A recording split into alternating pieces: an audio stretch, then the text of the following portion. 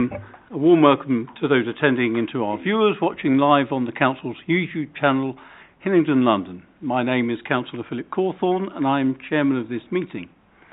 Details of the business to be considered today are shown on the agenda, copies of which are accessible online under the live broadcast. For those present in the room and intending to speak, please note that you will be filmed and any statements you make will be recorded and made public. A reminder to anyone speaking today that your voice will only be audible online if the microphone is switched on. We are not expecting a fire drill, so if the alarm goes off, please follow officers to the fire exits and out of the building to the designated meeting points. For those in the room, please switch off any mobile devices before the meeting starts or put them on silent. Please note that councillors on the committee may use their laptops or tablets during the meeting to view the paperwork. Before we go any further, I'd like to introduce the councillors and the officers present this evening. Councillor Hina McCarno is with us. She's the Vice Chairman of the Committee from the Conservative Group, as is Councillor Judith Cooper, Councillor Shira Ahmed Walana, and we have Councillor Carrie Prince, who's the Opposition Lead from the Labour Group, and Councillor Jan Sweeting, and Mr Tony Little, the Roman Catholic representative.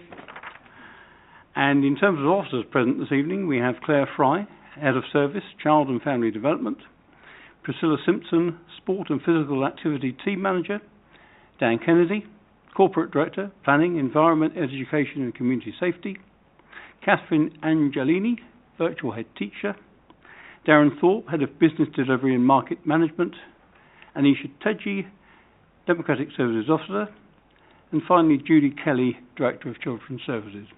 So welcome to everyone who's here this evening. Coming on now to the agenda, apologies for absence, please. Apologies from Councillor Hagar with Councillor Ahmed Walana substituting. Apologies also from Councillor Rodriguez. Thank you, Anisha.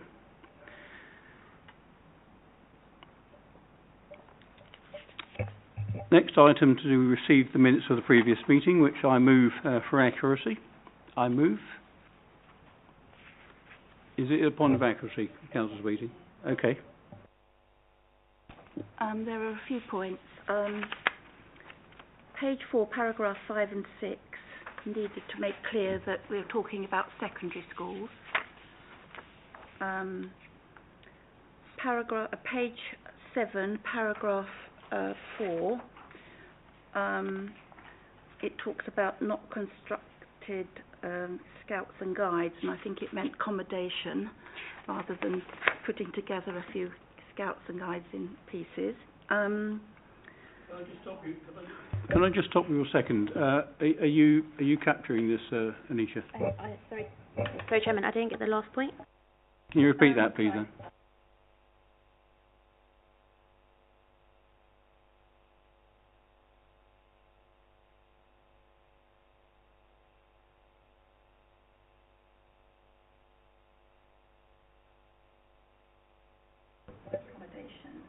Okay. I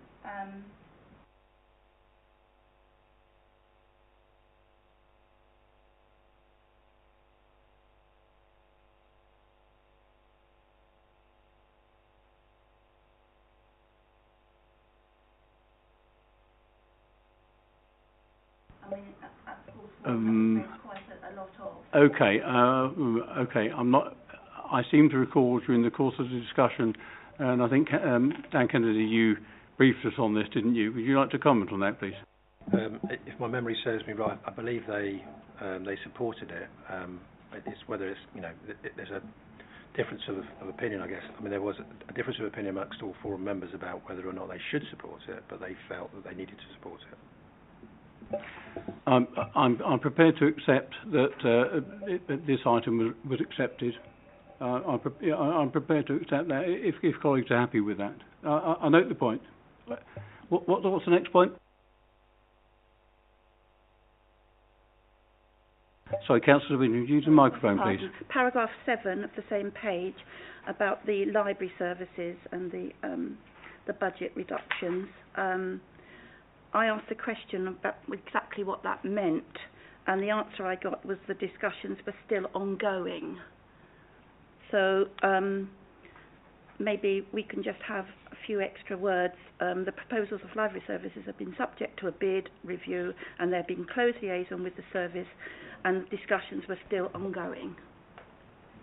Okay, I think I'll take that offline with you outside the meeting, if that's agreeable, because that's probably rather more words than I think we can necessarily agree to here, to be honest. So are we happy for me to discuss that with Councillor Prince offline and see if we can agree that outside the meeting? Yes, of course, but of course the recording will show that question. Well, that's entirely fair, but obviously you're raising them obviously the first time here, and it would be helpful to have perhaps an advance notice that you've got those issues and we can look into it and be more prepared for the discussion is all I would say. But if we're happy to take it offline and deal with it that way, then I suggest we do that, Thank you, Chair. if that's okay. But, Councillor? Okay. Can we otherwise take these as an accurate record of our meeting last time round? Thank you very much.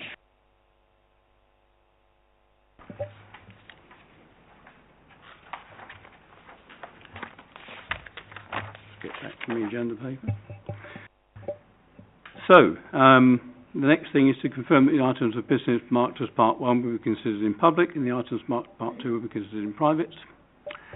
And coming on to the main agenda items now, I should just say that I've been asked if I'm prepared to take the update on youth services first, because of the services situation that the officers have got to get away to an event this evening. I quite accept that, and I'm happy to take agenda item 8 first. And so accordingly, we'll start with that paper, and let me just...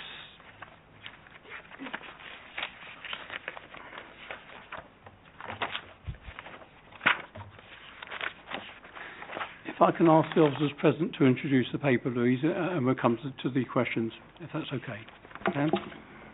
Thank you, Chairman. It's been a couple of years actually since we presented an update to Committee on Youth Services. So we thought it was obviously time to provide that update. And it's probably helpful to start by saying that the last couple of years have been rather challenging with the pandemic, but in Hillingdon we've kept services on the road and open despite some of those challenges. And we've found different ways to deliver services to young people, including online programs of engagement, etc., which we'll say a bit more about in a moment. So you've got a paper before you that provides an update on very much what's been going on over the last year, and some of that has continued from the year before. And I'll pick out some highlights, and I'll also ask Julie, who's here as well, to highlight some particular examples. The one I'd like to start with, is, and it's in your paper, is the holiday and food programme that's set out. And that was a particular programme of grant funding that the government provided to local authorities, very much targeted to children from families who are eligible for free school meals. And this was very much in line with providing not only nutrition and access to meals during the school holidays, but also activities which were very much promoting physical activity, teamwork, engagement. And it's been run as a pilot for the last year. All local authorities have had that as a pilot. And it's generally proved to be a success, and it's something that very recently government have confirmed that there'll be 3 years of funding available for. Now the reason I'm highlighting that in particular is that now provides a very solid platform to take a fresh look at the programmes that we want to commission for young people in this borough. And it's got some examples. I won't read them all out by any means, but under paragraph 17 you'll see some feedback there, selective feedback from parents, carers and children about, I suppose, their experience of that programme, and it's actually we want to build on the success of that. But it's not only been the holiday and food programme that we've been running during the sort of last year in particular when we've had that funding. We've also continued with other programmes to young people during that period of time as well. And so within the report you'll see that we've continued to run the youth services programming, both targeted and universal, which I'll ask Julie to say a bit more about in terms of the adolescent development service in just a moment. But we've also run other programmes such as Fiesta. We've tailored it to as and when restrictions have allowed. So one particular programme that's proved particularly valuable, and it's tied in with the delivery of the food element of the programme, is that we've actually delivered an online programme that's been around food and families cooking, making nutritious meals, using the food element of that programme to engage families to actually cook together and prepare meals together. So that again has proved very popular, and actually demand was very high during inclement weather. Not a surprise really, but it's been open to all families. It hasn't been restricted just to those to eligible free school meals, because we wanted that to be very much a blended programme. We've continued to run programmes as well on other themes that are online, such as social media, for example. We've continued to run youth clubs, enterprise programmes from various venues across the borough. And I should highlight as well that the holiday and food programme in particular was run from a whole range of different venues. It wasn't run from fixed venues in the borough. We tailored that very much to fit the sort of communities as well. So that's included schools, it's included leisure centres and so on. So that in particular, that was particularly important for us, because we wanted there to be a range of venues which were accessible and regularly used by families in such programmes. You'll see as well in the report that we've continued to work and deliver the Duke of Edinburgh Awards programme. That continues to be popular. There's a lengthy update, there's a good update in there, and that we've blended it with other programmes as well, such as sports leaders, dance leaders, and so on. I mean, I come back to, I suppose, a point that I did start with, is that I think what we've seen during the pandemic is that there's been a change in, I suppose, in the way in which young people want to engage in programmes. I mean, it isn't all going to be online programmes. It's going to be very much a theme going forward. Of course, will be face-to-face programmes and teamwork programmes. And I think it's important that we take the opportunity to work with and listen to young people to reset and refresh our programme. And importantly as well, it's not just about universal programmes, it's those where we can really deliver positive impact through enrichment, through engagement, through diversion activities, and a whole range of other programmes. And I think this is a real opportunity now to bring it together and take a fresh look, particularly with additional grant funding over the next 3 years.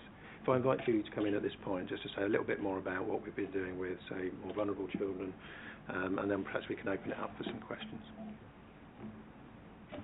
Thank you, Dan. I'm here to talk about the targeted offer rather than the universal offer, although they dovetail quite clearly, they're all our children. We've managed with Adolescent Development Service to continue to deliver throughout the pandemic, and in terms of, some people are interested in data as well as, the quality, we've managed to deliver targeted intervention to 2,856 children to date this financial year. So we're managing to reach a lot, and that's not duplicate children attending each programme. We're not counting them twice or thrice. Term time and year round we're continuing. We're real focus on children's emotional health and mental well-being, taking into account the impact of isolation and pandemic. So a lot of mentoring support in group and one-to-one. That has happened where allowed and where preferred face-to-face. So where we can, we've used, specially selected COVID-safe pods that we set up in the Civic, and now that we have the Family Hub in the mezzanine, there's far more appropriate accommodation to do that. But some of it is online and some of it is telephone. And children, not one size fits all, really. We're getting the feedback. Some will engage better online, others will come and see us. But there are currently 49 young people receiving one-to-one intensive mentoring, and that can go from 12 weeks to 36 weeks per child, so quite a lot of intervention. The other part is the transition support programmes, which we have done previously. It's looking at young people moving from primary school to secondary school and the challenges that might bring. And then laterally from secondary school into post-16 or potential independence. And currently we're working with 163 children. We feel there was greater need for transition work during the summer, given the gaps in school provision, some children were online learning. So we're continuing to work with the schools to deliver those programmes, depending on needs. So work with the primary schools, greater needs in certain areas, we'll put more resource in there. There are still our gender-based programmes. So boys group work, girls group work, looking at contemporary issues, real focus on self-esteem, independence and domestic abuse for young people, and doing a lot of targeted work for that. We continue our sexual health and wellbeing programmes. Now that's sort of educative programmes in schools. That's also one-to-one sessions with professionals and nurses, and we now have the treatment rooms set up downstairs to be able to provide that clinical support, and as well as drop-in sessions so that young people can come as and when they need for that support. Similarly, the same with our substance misuse programme, so very much targeted health programmes for our children. Substance misuse is the most used service so far, and we've reached about 1,900 children. A lot of that is in preventative education, so I don't want everybody to be concerned that we have huge numbers of children with substance misuse issues, but a lot of it is to prevent children developing substance misuse issues, as well as intensive work with children who are already engaged in substance misuse. And again, for context, there's been 46 this year that's needed that one-to-one support. And we also have our link counselling programme, which we've had to increase the capacity because the demand increased in terms of young people's health and wellbeing. And there's currently 125 children receiving 10-week sessions, and as one ends, we're not having counsellors sitting around waiting. There's work to be done.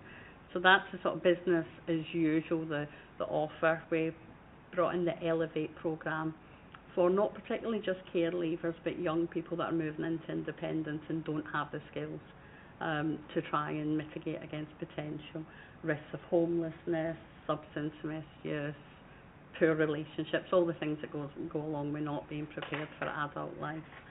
And we also had a holiday offer that complemented the activity and food offer that was piloting and the wider Fiesta offer.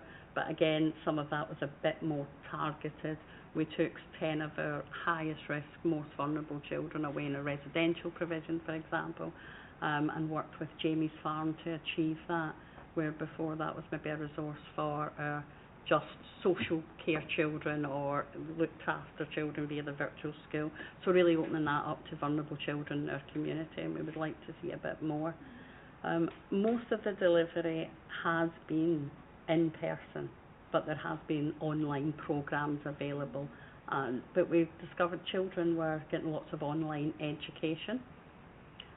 So actually getting out, so during the summer, any time where we can get them out, we've done that. Summer's fantastic for that.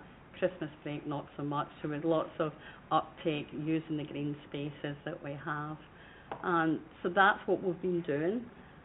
We're getting feedback from our young people and thinking what the next financial year and probably the next 2 or 3 years looks like, and how we align both sets of universal and targeted services to meet the needs of all the children in our borough. I think that's all from me.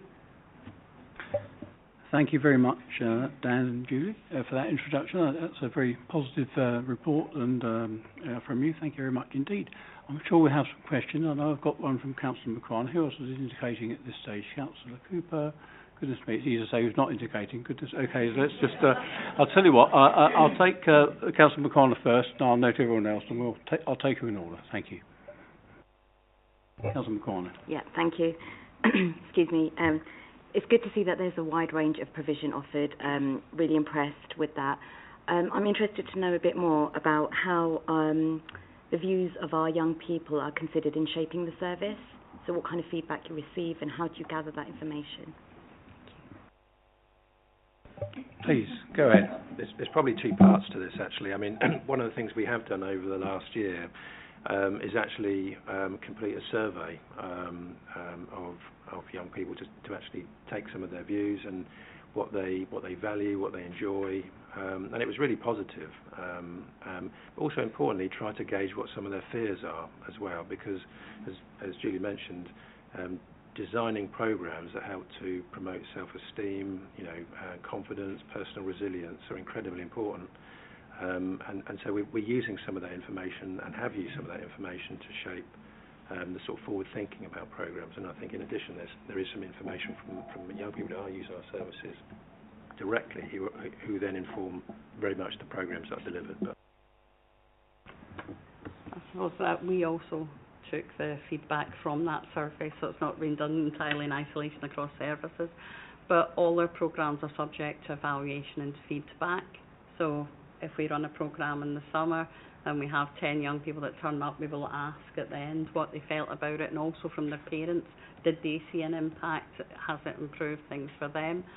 But we have developed, people round the table may well be aware of our Children in Care Council and how we use those groups for consultation. We've felt fantastic, they've been great, but actually not entirely representative of all children, and very much a focus on looked after children. So our Children's Rights and Participation lead, Helen Smith, is our principal social worker, has led on developing a child voice panel for us. They have been, and that's across children that have come in contact with all our services.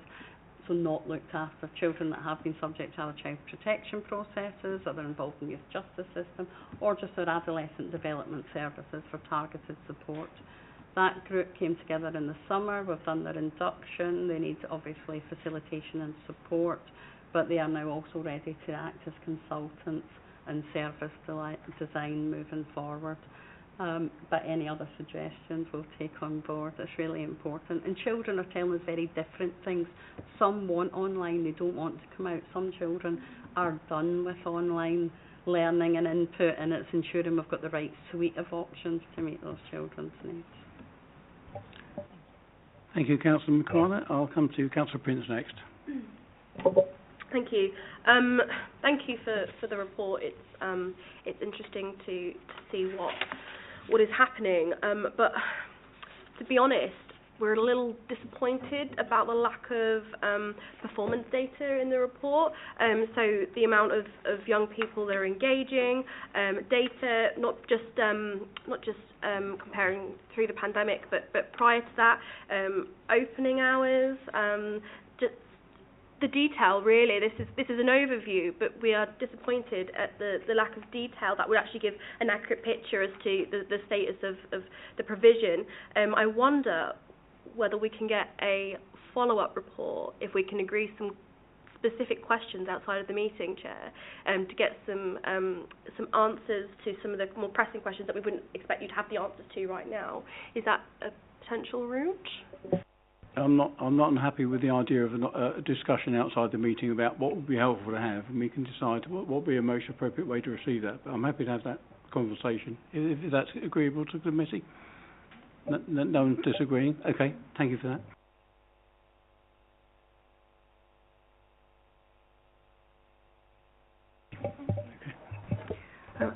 Thank you, Chairman. I think there may have been an outbreak of harmony on this committee. I'm pleased to see some data in here. I'm pleased to see the diversity of approach and the locations used. I think that is all good. But like my colleagues, although you tell me there is evaluation and there is feedback, we can't see it here, so we have no way of judging how good the programmes actually are. So I endorse what has been said before, and I think if we could have some more substantial detail, that would be really helpful. I mean, I will, before I bring Councillor Sweeting in, I'll just make an observation. I mean, obviously, these are reports that I don't sign off in this role. I see them at the same time as you do. There are generally points that do come up about presentation, and I think perhaps moving forward there'll be an opportunity to do something about that, to really give us a bit more meat on the bone that might actually reduce some of the questions we need to ask in the first place, really. But the point is noted, and I think it's a general one. Quite honestly, it goes beyond this particular report, but understood. Okay, Councillor Sweeting. Thank you very much, Chair, and thank you. And I know that officers are working very hard on many aspects of youth services. The problem I've got is that we've waited 2.5 years for this report. We've asked and asked and asked. And it just doesn't give us an audit of exactly what's going on. I mean, for example, I went to my little trusty phone and I found out that we've got, of our 7 youth centres, they're still advertising hours of operation. In fact, the hours of operation for West Drayton are still 10 to 4, when in the report it says, sorry, it's going to be bulldozed to put our leisure centre. it's very difficult to see exactly what's going on in our youth centres. You know, how many hours, what courses. If you were getting Joe Public to want to know what's happening in our youth centres, the information you've got is very, very limited. It lists all the things that should be happening, but it gives no idea of exactly the hours of operation. Now, when I asked this question about 3 years ago, I know that the 7 youth centres, the total number of hours that they are used, were being used at the time, was about 40. But if you add up all of the hours that you say on the council's website that they're open, it gives very, very many more hours. Now, something's got to give here. I can't actually see in this report exactly what's happening. And maybe we should have asked for an update on youth services delivered by Hillingdon Council, because what we have here are all the wonderful services that our voluntary organisations, our scouts, our guides, etc., are undertaking. All very, very worthy. But we want to see what Hillingdon, our council, is doing, because we know that there have been cuts, we know that there have been reductions, and this does not tell us what we need to know. What's the budget for our youth services? How many hours? What delivery? How many children are being accommodated? And the fact is that if you go on the site, it says, for example, that Northwood is closed, Ruislip is closed. Are they still closed? I know when Northwood, we talked about Northwood some time ago, it was because it had a poorly floor which was having to be repaired. We know that we've got 2 million or so going on the uniformed organisation capital schemes, but what's happening to our youth centres? Any money being spent on those? What is actually the council's plans for our youth centres? Have they got plans? Are some of them, like West Drayton, being closed for a good reason, but where are those activities going? So, yes, I'm sorry, but it does not give us the statistics that I thought we were going to get, and it doesn't highlight what we as a council are doing. Okay, in partnership with the Duke of Edinburgh's award and etc., but what are we delivering for our young people? I mean, I live in an area, and I'm a councillor for an area that's had a terrible incident where a youth has stabbed another youth. What are we doing for those hard-to-reach youngsters? And we've got some areas where they are very hard to reach. And I know the services that have been highlighted are trying to get to those people. What's happening in our youth centres? Councillor Sweeting, Thank you. Thank you for that. I'm not sure there's a question there. I mean, you've made a lot of observations which we can certainly pick up in our discussion about what would be helpful. Just a couple of things on that. I mean, Dan may or may not have something to say about what's just been said, but I think I would make the point that a lot of this predates this select committee. I mean, this has got a long history. I would assume that the previous Policy and Overview Committee had it within their gift to seek information on this. And I don't know the history of that, and I don't think there's any point in getting into it here. We are where we are. The point about partnership, I think, is, I wouldn't make any apology for that. I mean, this is a partnership, and we do a great deal in partnership, and, we shouldn't shy away from that. We could look at the Hillingdon-specific component, without a doubt, I'm sure. Cuts, I'm not sure about where you're coming from there, but we'll leave that for now. Dan, do you want to say anything, just in summary, to what's been said there? Yeah, of course. I mean, it's obviously been a bit of a disrupted couple of years, but absolutely we can certainly consider any requests and provide information to support this committee as they wish. I think that may be the most fruitful way of proceeding, given the discussion we've had. I'm sure, did you want to come in? Sorry, Judy. Please, just for a couple of points. I'm sorry, I can't answer all of them. Some of them aren't within my gift just now. The services that I outlined are all council delivered, so the number of children and what's provided. The issue around hard to reach children is clearly a targeted issue, and that's my issue, which I will own.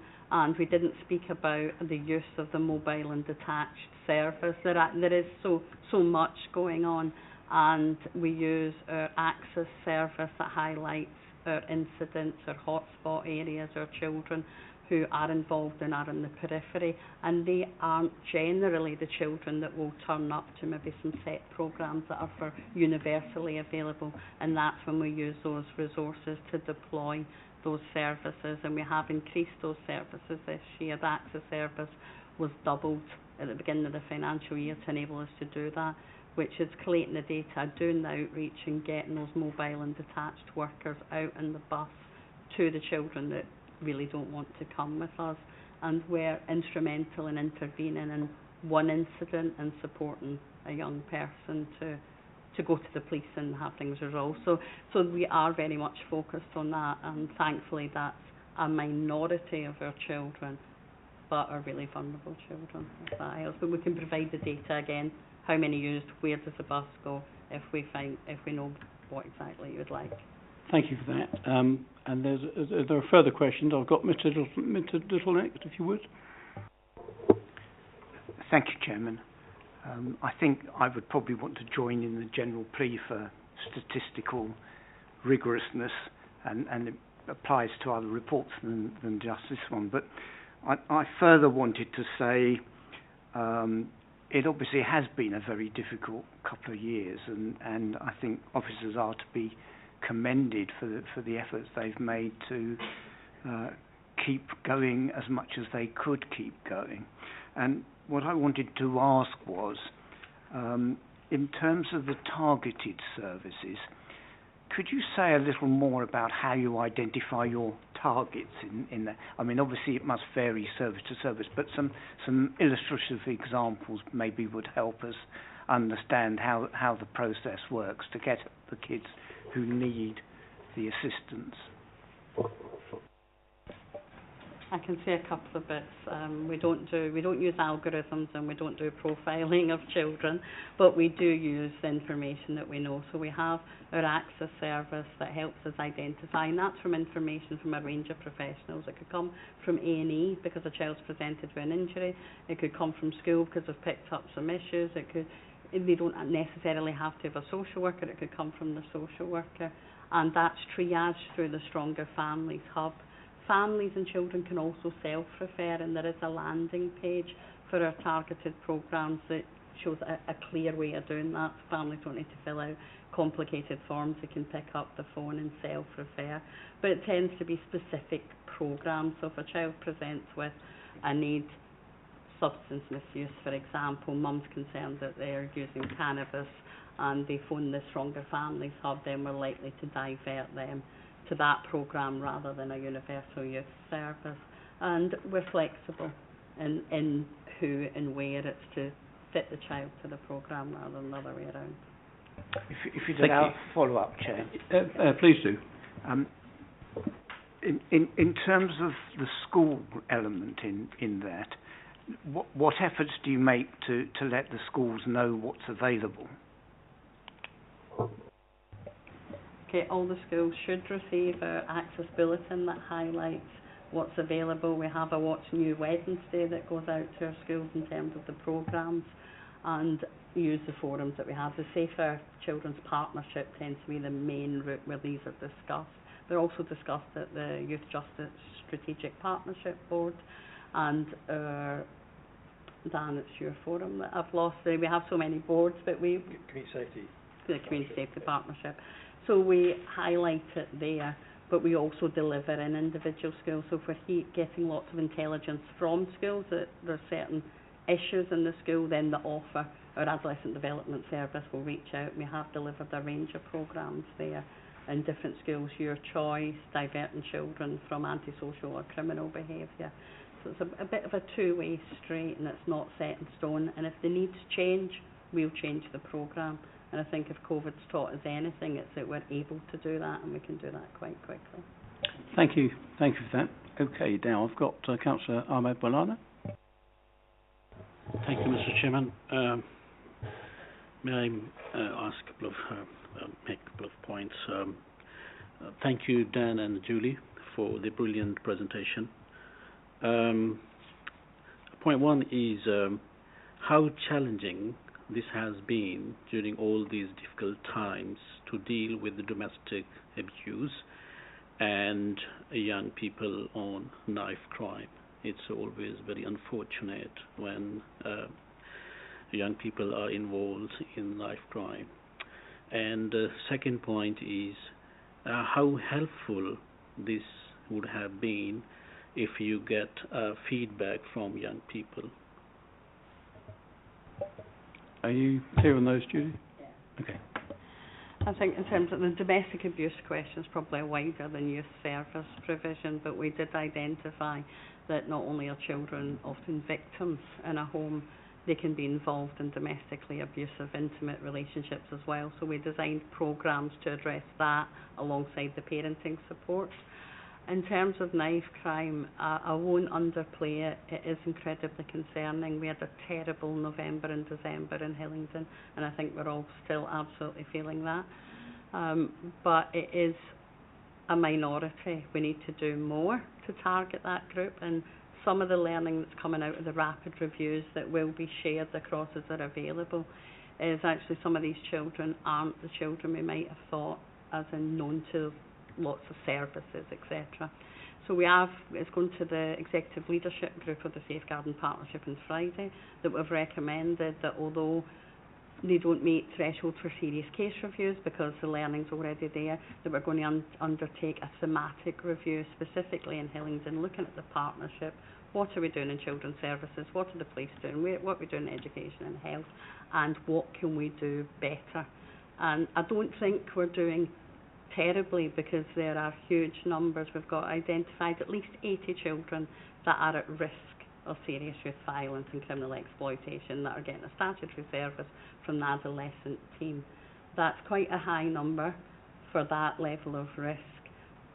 Most of those you'll never hear about and you won't see them in the paper, and we will divert and we do share the good news stories in other forums, but clearly it's a priority for all our partners. We need to do better because that's the worst outcome we can get, isn't it?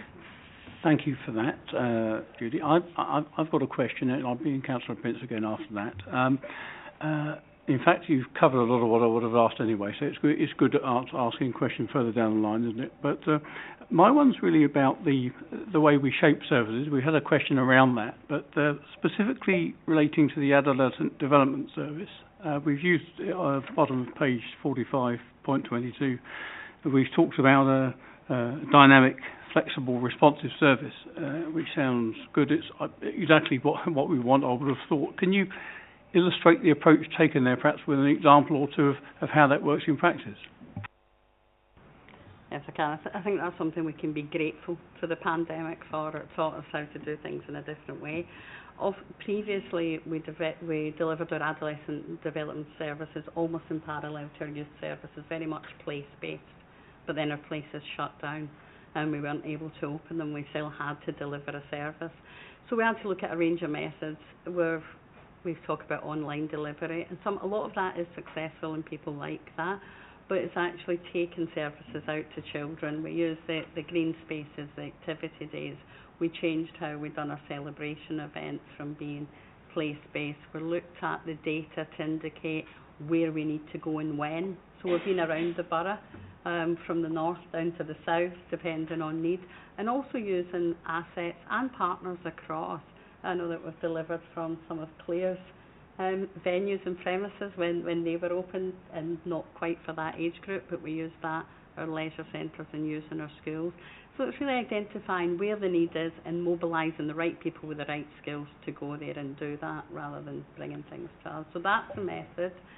It was a wee bit scary for them at first. We will not deny that. It was a different way of working, but we are really seeing the benefits, and we've seen more children receiving services in the last year than we did in the previous year. So, and feedback, which we will provide, is overwhelmingly positive. But I'm sure we could do more and do things better too. That's really helpful. Thank you, Judy. And very, very positive too. Councillor Prince. Thank you. The best youth service in the world will still have goals for improving. So I'd be interested to know what you believe the areas that you'd like to improve the most are.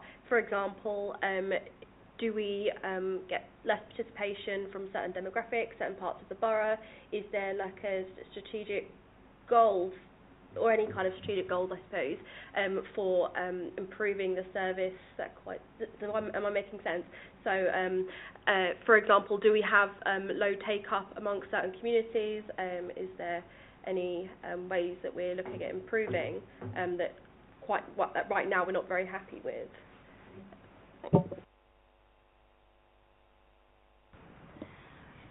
From a targeted point of view, yes, there is low take-up in some areas. We have done a bit that demographic data analysis and layering it with other data around potential hotspots.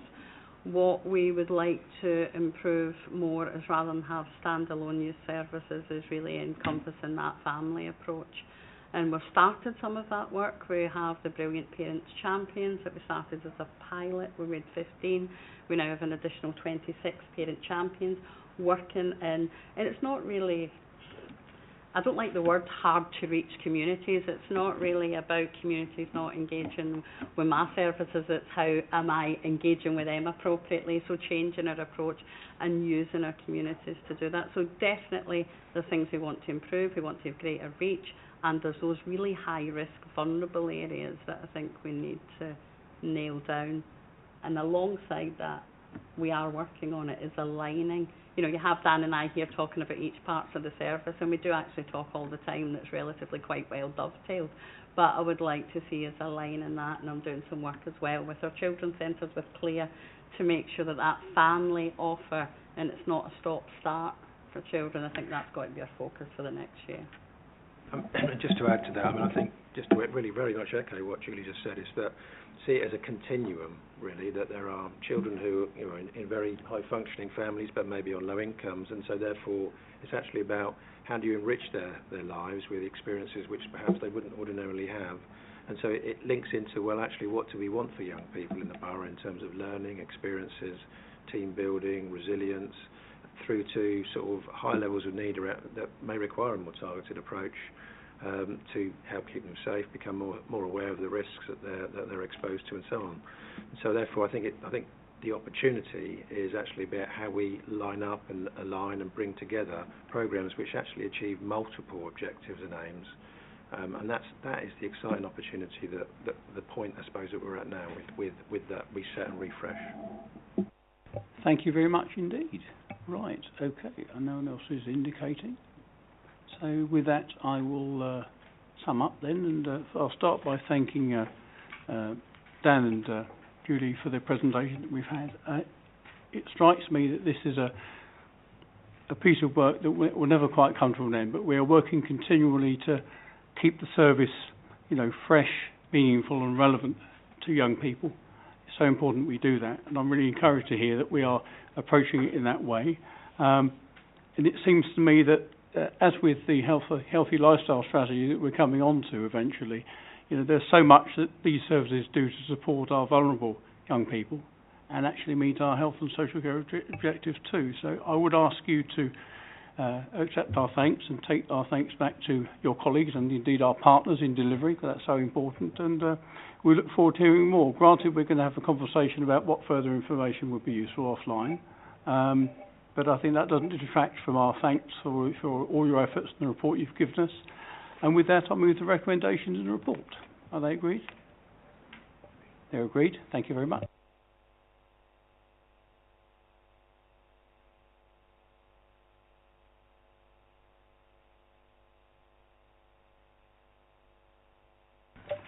Right, so I think we're back on agenda item 5, is that right?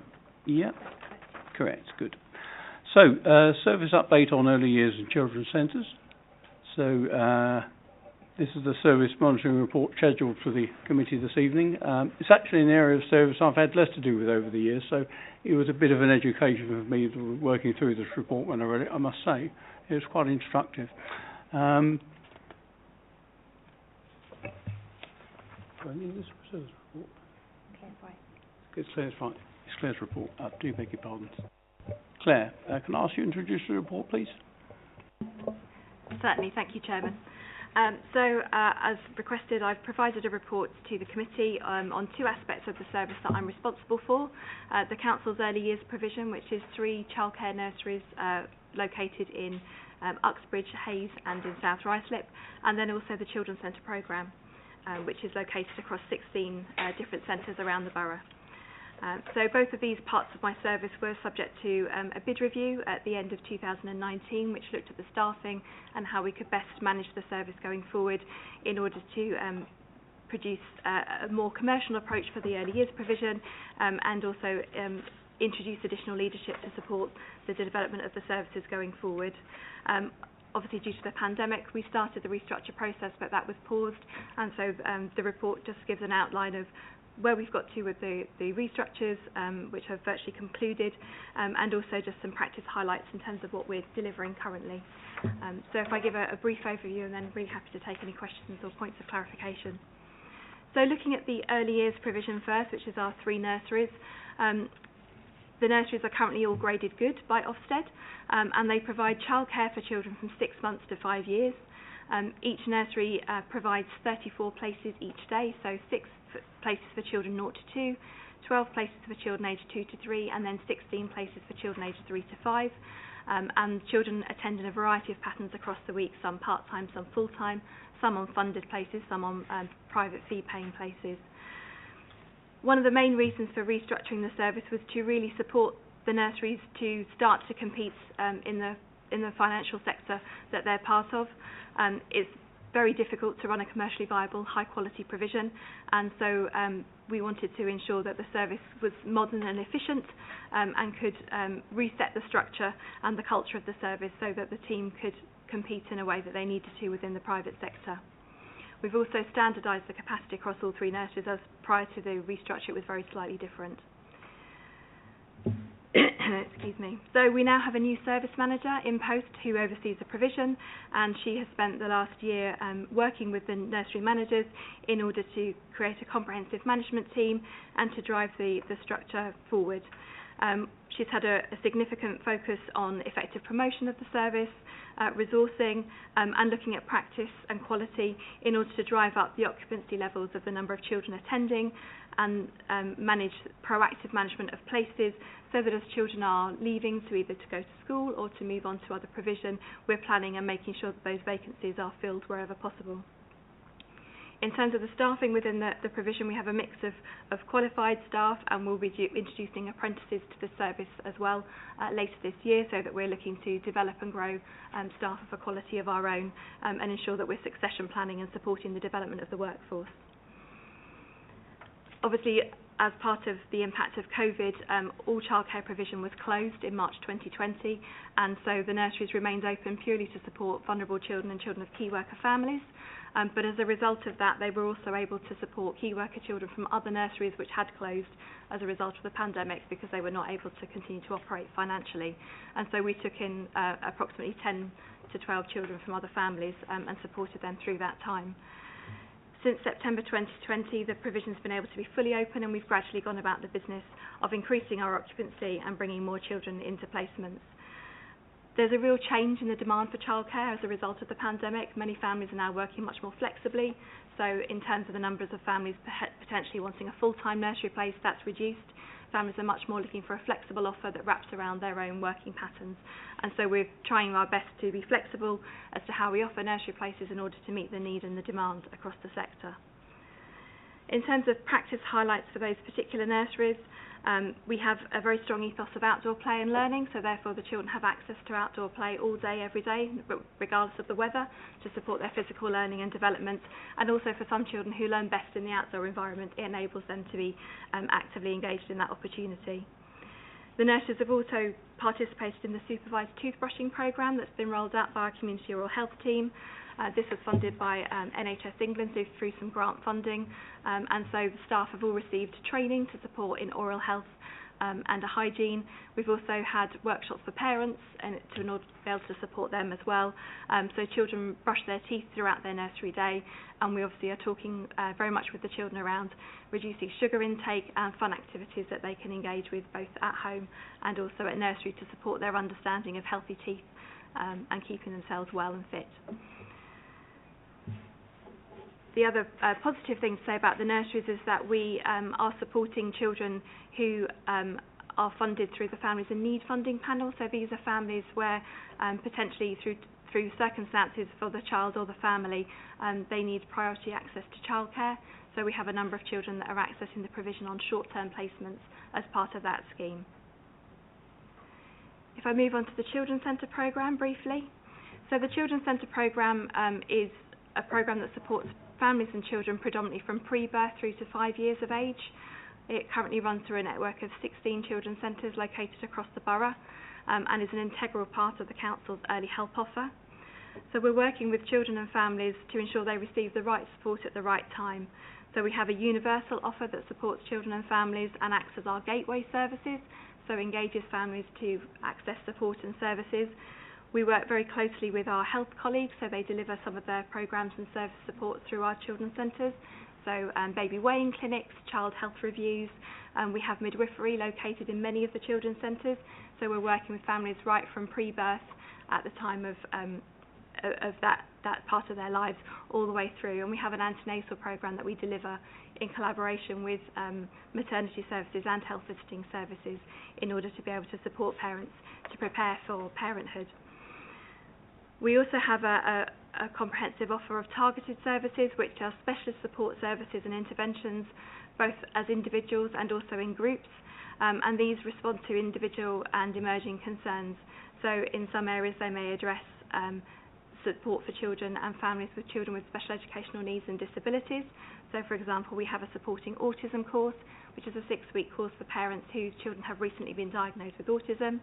We also work in collaboration with speech and language therapists to deliver courses such as Language for Life, which again are a 6-week programme in order to support children to gain early pre-language skills and communication skills. We also run programmes to support children's learning and development as well across different areas of the early years curriculum. So the staff in the children's centres have also been restructured, and we particularly did that in order to create additional capacity to support families on an individual basis through our family development workers. So they will do targeted pieces of work with a family for short-term intervention to support them across a number of different reasons. It might be to support a family putting routines in place at home. It might be supporting a parent to establish boundaries with their child's behaviour and development. It might be supporting families who are already subject to statutory services, but encouraging them to engage and interact with parenting activities and opportunities in that way. The lead officers are responsible for shaping their local services and to ensure sufficient delivery capacity. Obviously, again, as a result of the pandemic, what we were able to do on a face-to-face level was limited, so the services were reduced down to 4 key centres in strategic parts of the borough to support our health and midwifery colleagues. To continue to deliver face-to-face services for some of their clients in the community where it's felt it was safest for them to be, rather than necessarily having to go to the hospital or a clinic. And then a number of our services moved online. So again, staff were either working in a centre that was closed to the public or from their own homes to provide story and rhyme times, to provide craft activities. We also undertook a lot more individual support for families who were struggling as a result of the pandemic. And then some of the staff were redeployed to support the council's COVID response. So delivering food parcels. I had a member of staff who was redeployed to the mortuary. We supported the council agenda wherever we could in order to support that. I think one of the benefits of the council's new IT system that was rolled out last year has really been to enable staff to do more online where that supports parents. As other colleagues have said, it's about getting the balance right. So some families and parents are still keen to access services online, perhaps an antenatal class that you can access of an evening where a partner is more readily able to attend is well received online. Whereas we also know some families much prefer to receive that support face-to-face, and that has restarted from January this year. So again, we're running that in 2 methods in order to support families in the best possible way for them. Again, from parenting courses, some families are more readily able to access parenting courses online, where it's perhaps difficult to access a creche or support for childcare in order to enable a parent to attend. So again, we're looking to see how we can best deliver that going forwards in order to meet parents' demand and support them where we can. One of the key things that we've already alluded to under Julie's report is the work of family hubs. So from a national perspective, the current government agenda of Best Start in Life, which is the Angela Ledson review around the vision for 1,001 critical days, is a key part of what we're looking at. So there are 6 actions for developing support for families for children in their earliest days. So we're looking to deliver a Start for Life offer for all local families in line with the report's recommendations, and that work is underway, colleagues within the council but also across health and the third sector. We're looking to pull all that information together so we can then present that to families in the best possible way. And we're working with families, particularly through our health colleagues, to think about how we best present that through potentially through an app, through a website, but also in printed form as well. And then from a Family Hubs perspective, we're looking in line with the government agenda about how we can best support families across services in a coordinated way. So the idea of Family Hubs is absolutely about integrating services. So it's how we look at growing the Children's Centre offer from pre-birth to 5 in collaboration with colleagues from youth justice services, from adolescent development services, from youth services, and how those services work in a much more cohesive and joined up way in order that children and families get the support they need all the way through their childhood and into their young lives. As Julie mentioned, we have the Family Hub that we first opened downstairs in the mezzanine, which is underway, and that incorporates a number of services, and we're working collectively together to make sure that we are working in the best possible way to support families to access services. The other thing I would say is that the other agenda for us going forward is very much to be more community focused and community based. As restrictions are lifted and we're able to be much more out in the community, then we're looking to work much more on a locality basis in each Children's Centre locality, of which there are 3, in order to understand the services that are being delivered by community partners and how we can engage and support them. So less about families having to come to us and us about going to families as and when restrictions are lifted, and we're able to do that more so. Okay, that's really useful. Thank you very much for that introduction. A very good start. Just a quick question from me before I bring colleagues in. It's a simple one. There's reference to the performance, the rating of good by Ofsted on the first page. Is that the only relevant performance indicator for this area of service? Just a quick one. So for the nurseries who have to be registered with Ofsted, that's the key performance indicator. So that there are 4 gradings from inadequate, requires improvement, good, and then outstanding. So all 3 nurseries are currently graded as good. That's our key performance indicator.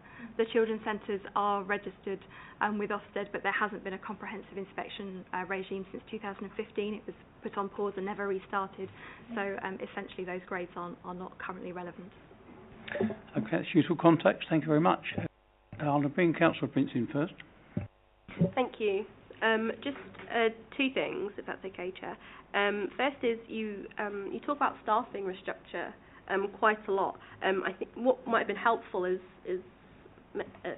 a description of that structure, because I suppose it's a bit of a blur when reading the report. It's because it's such a focus of this report that it's hard to know what that means. What did it go from? What did it become? And then also on staffing and recruitment, talk about a mix of qualified and unqualified workers. What do unqualified workers mean? And is that a standard term? Because on the face of it, it feels a little, I don't know, you're not qualified to do this job. So I was wondering what the rationale is behind the phrase. Thanks. So in terms of the staff and restructure, I completely take your point. I suppose essentially we had some key roles across the service that we wanted to increase the capacity of. So in order to do so, we looked at the roles that staff had.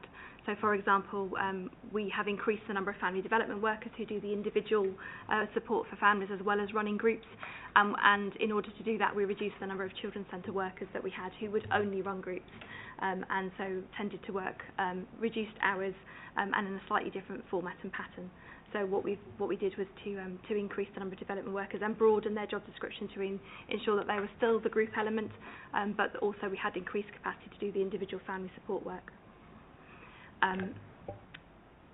Sorry, could you remind me of your second question, please, Councillor Prince? Yes, of course. It was to do with qualified versus unqualified workers and the distinction. Thanks. Certainly, thank you. In terms of a distinction, so from an Ofsted registration perspective, within any form of any form of a registered childcare provision, there's an expectation that we have a certain percentage of staff qualified at level 3, and then a percentage of staff qualified at level 2, and then we can have unqualified staff.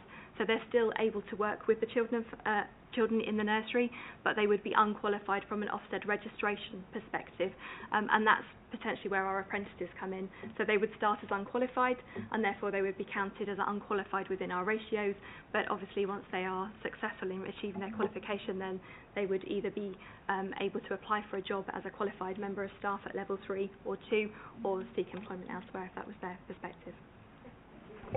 Okay, lovely. I've got Councillor McCartney next, please. Thank you, Chair. With regards to the children's children's centres rather, can you explain exactly how the service proactively reaches out to the residents? I'm thinking both in terms of the universal and the targeted service. Thank you. So from a proactive reaching out, we have all of our timetables on the council website. We also have Facebook pages for each children's centre locality, so we're actively posting and signposting people to activities and opportunities. We are also, where we know that there are families who have perhaps not accessed services for a long time, but we have their contact information, we will email or text to let them know about services that are running that may be of interest or value to them, so to try and proactively invite them to attend. One of the benefits that we have about hosting midwifery and child health services within the centres is that we encourage all families to register with us when they first attend, so consequently we have their contact details and therefore able to do targeted mail outs to families to encourage them to attend in that way. And then in normal circumstances we would do outreach in the local community. So in the summer we often do events in local parks, and so we would encourage families to attend there. We'd also leaflet local areas where we're going to do something, so that families who live in those areas were able to know about what we were doing as well. So there's a number of different ways in which we would look to actively engage families. And then of course, because we are working with partners, then we also receive referrals. So health colleagues may refer families to us for specific support and advice. Similarly, families who are subject to statutory proceedings in social care may also be directed and signposted to us as well for advice and support, which we would then pick up in that way. Thank you. Mr. Little. Thank you. You have given us some statistical information while we've been going along. I guess it helps if we had some of that in advance. But I wanted to ask, in relation to both the early years provision and the children's centres, what proportion of the target audience we would like to reach do we actually reach? I mean, you talk about having 34 places each day in the early years provision, but does that mean there's only a need for 34 places, or there's a lot of private provision that we're in competition with, therefore it's even difficult to get 34? But the borough of our size, with the number of children that we know that we've got, it doesn't seem very many places. So could you say a little bit more on that? And there's a second question. You talk about running a commercially viable service. To what extent do you expect to achieve commercial viability? Thank you. In relation to the number of places in each nursery, Nestles Avenue, for example, has greater capacity than the 34 a day that we currently take, but they had struggled from an occupancy point of view. So, and then in terms of Uxbridge and South Ruislip, we weren't maximising the number of children to our staffing ratios that we originally had. So what we did was to standardise the offer across all three nurseries to streamline them so that they all had the same capacity each day. Nestles, for example, has capacity from a physical space point of view to expand that should we get to the point that occupancy is reached and there's still increased demand. But what we wanted to do was to create a level playing field across all three nurseries. The children that attend the nurseries come from a range of different backgrounds and financial perspectives. So many families who attend our three nurseries are private fee-paying families, and so they attend on a private place. And so therefore, from that perspective, there's not necessarily specifically any particularly identified need, although many of those children may at a later date demonstrate that they have an additional need from a special educational needs point of view, and so they may need support in a different way. Families are vulnerable in lots of ways. What I would say is that in terms of our criteria for admission to the nurseries, we prioritise families who are deemed to be vulnerable, whether that's through a families in need funded place or a 2-year-old funded place, or because they're a referral from social care. So we would look to prioritise those children, but obviously we would take children on fee-paying places as well, as many of our youngest children come from families who are working families and eligible for a place purely because they're returning to work. In terms of commercially viable, we are having to compete with the private sector in terms of how we secure children for places going forward, and we're on a journey, I would say. So occupancy has increased across the year. However, as council establishments, our staffing costs are higher, some of our contract costs are higher. So I can't say for certain at what point we'll reach commercial viability, if at all, but we're certainly working as hard as we can to move towards that perspective. Thank you for that. Okay, I've got Councillor Cooper next. Thank you, Chairman. I can see that officers have been working really hard. I understand, I think, where you're coming from and why some changes are necessary. And I can see that what you're doing, especially when you're talking about it, is really good. It's services that I think we would all applaud and want to have available for our children. But once again, and I'm sorry about this, it's the same old record, and I seem to say it rather more often than I would choose to, but we have no data. We have no figures. How on earth are we supposed to make any kind of assessment of what you're doing? I'm sorry, from my point of view, I'm floundering in uncertainty, and I would suspect that some of the other members of this committee are doing exactly the same. We can't just take what you have given us, which is very interesting and it's very useful, but we can't take that on its own and make any sensible assessment of what the service is actually delivering to our residents and in particular our children. Please, can we have the data? Sir? I'm very happy to provide data if I'm clear as to what the committee would like to have data on. So absolutely, I'm happy to provide that. Okay, fine. Councillor Cooper, would you like to elaborate a little bit around that, or is it something we need to explore again offline? I think it will be a longer conversation than anyone would want to have now. Okay. Fine. Well, I think we can certainly agree to do that. There's no question about that. Anisha, you wanted to say something? You were indicating, were you?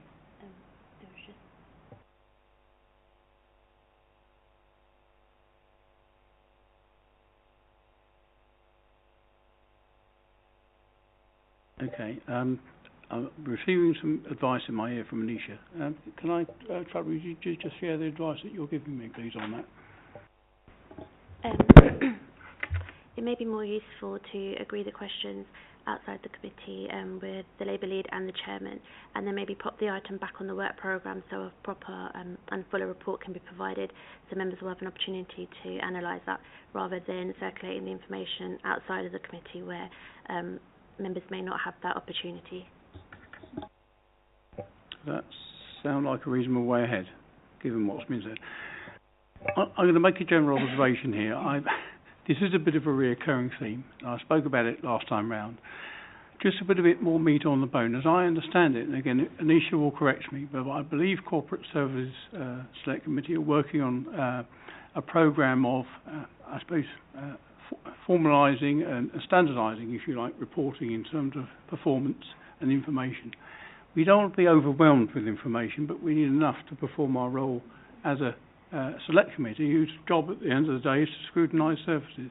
So I think that, I don't know much more about it. I don't know whether Anisha can say any more about it. She possibly can't at the moment, but I will certainly share more offline, even if I can't do it now. But I think the point is made and understood. I think that there is still nevertheless an opportunity to ask questions this evening, and I think having said that we will look at it again, let's not stop sort of asking the questions that we've got, because I've got one or two as well. But I will defer to Councillor Sweeting on this occasion, so you go ahead first. Thank you very much, Chair. Can I just clarify something before I ask my question? On page 15, paragraph 31, it says about the service manager for children's centres commenced in post in November. I think it's November 2020, isn't it? Because I must admit, when I thought it was last November, my comment was still very early to assess quality, so that would have been a bit more information. That would have been useful. But my questions are concentrating on the children's centre issue, because we did look at this as a council in 2017 when there was a major reorganisation, and I visited several children's centres. So if I visit children's centres now, what changes would I see? That's my one. And basically something about the how funded. Do we take account of deprivation, etc.? Because I know when we had this report last time in another place, we did have budget information, and you talk about additional capacity, so how's that funded, please? Have you got those, Claire? Yes, thank you, Chair. From a practical point of view, the children's centres are all now managed by the local authority, whereas they weren't previously. So the funding is managed within the council, and so all three localities currently have a similar level of funding. However, there is capacity to move funding around between locality budgets if it's essential in order to meet the need and demand of one locality over another. What I would say is that the localities have been put together, so there are three localities. There's North, South West and South East. So the North has three children's centres, the South West has, I'm going to get my maths wrong now, aren't I? 6, and the South East has 7, sorry. And so they're managed in such a way that we also take into account population level. So in the north of the borough, it's a much bigger locality, but in terms of the level of deprivation, it's lower than the other two localities. So consequently, there are currently less children's centres, and therefore the staffing is managed accordingly. So from that perspective, that's currently how we're managing funding. We're looking at how we offer a variety of different programmes of support across all three localities. So the programme doesn't look the same in every children's centre. What I would hope you would see if you went to a variety of different children's centres is different activities being offered in different levels and proportions according to the level of need. So, for example, in the South West locality this term, in the autumn term, we delivered significantly more programmes of Attention Hillingdon, which is our support programme for children with attention and listening challenges, because we identified more children that required that level of support, and so therefore we put on increased levels of programme in order to meet that level of need.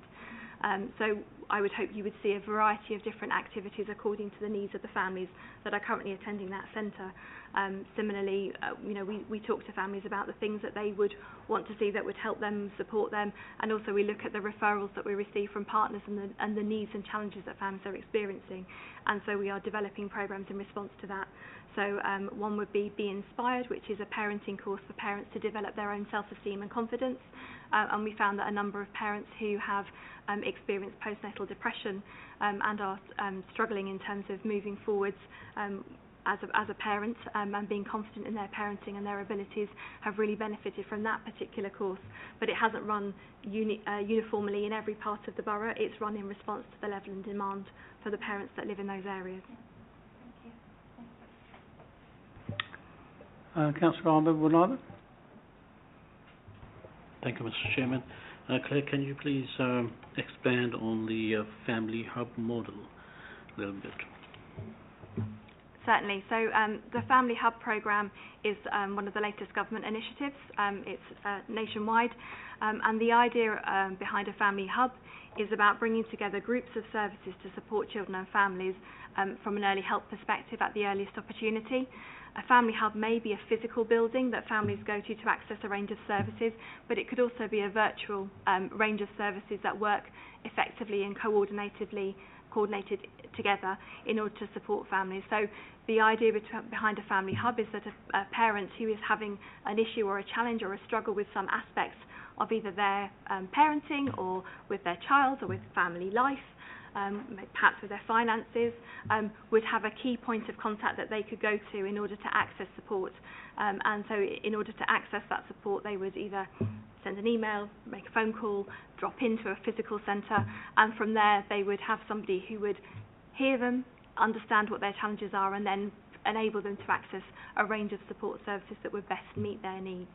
And currently the Children's Centre programme is focused pre-birth to 5, and then there are a range of other services that pick up as children get older. And the idea about Family Hubs is that we look at, as a local authority but also nationally, how those services can be better coordinated so that there aren't the cliff edges that Julie talked about earlier, where a child reaches a certain milestone in age and then it's a transition onwards. It's about how we work much more cohesively behind the scenes to ensure families are supported all the way through from 0 to 19 or to 25 if it's a young person with special educational needs.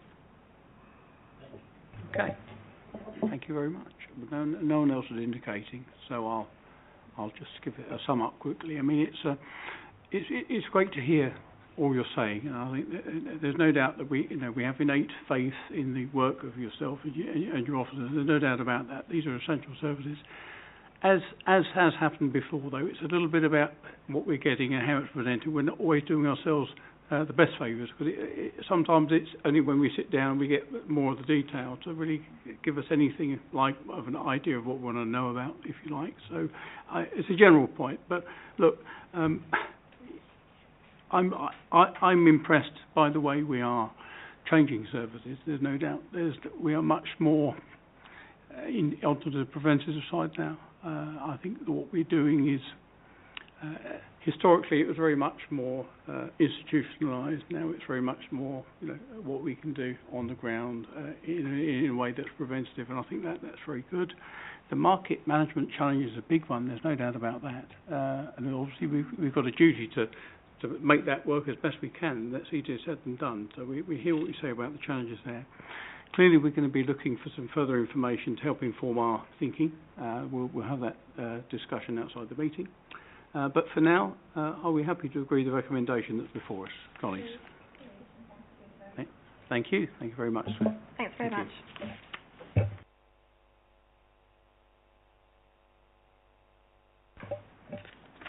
Okay. Thank you, Priscilla. I think you're on now. Agenda item 6, promoting healthy lifestyles. Over to you. Thank you, Chair. So today I just wanted to present to you essentially 2 parts, which is to note the sport and physical activity programme, which is a snapshot of this last year, and also to mention for potentially a future date that there is anticipated to be a sport and physical activity strategy, a refresh.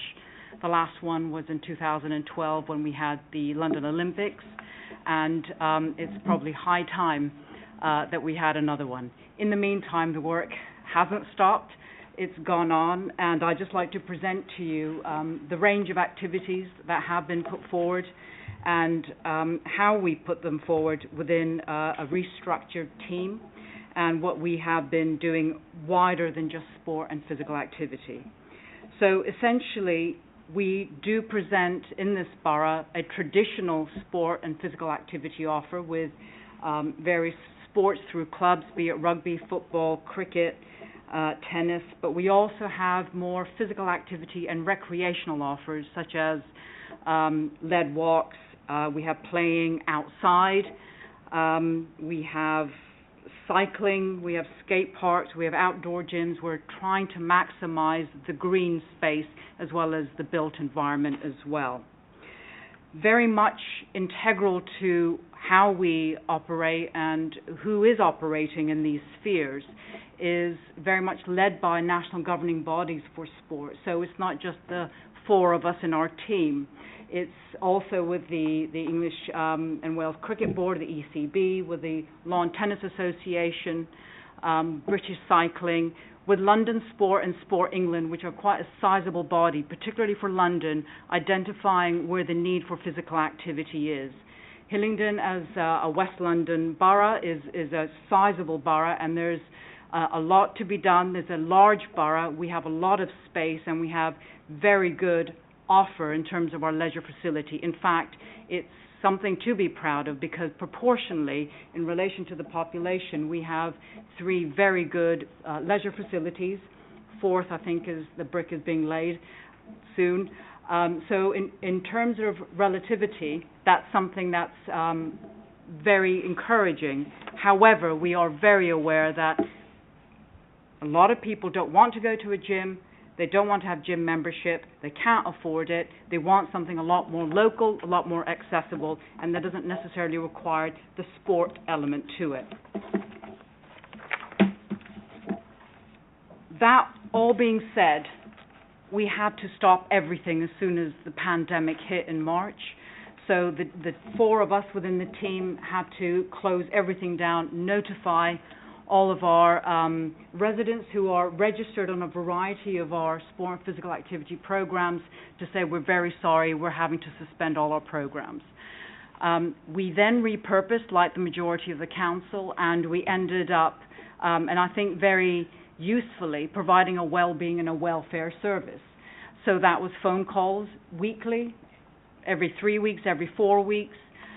We had lists of just shy of 500 people to ring. You'll be probably pleased to know a lot of them were from our tea dances, so it's clearly a very popular activity, but a lot of vulnerability, a lot of fear, a lot of concern.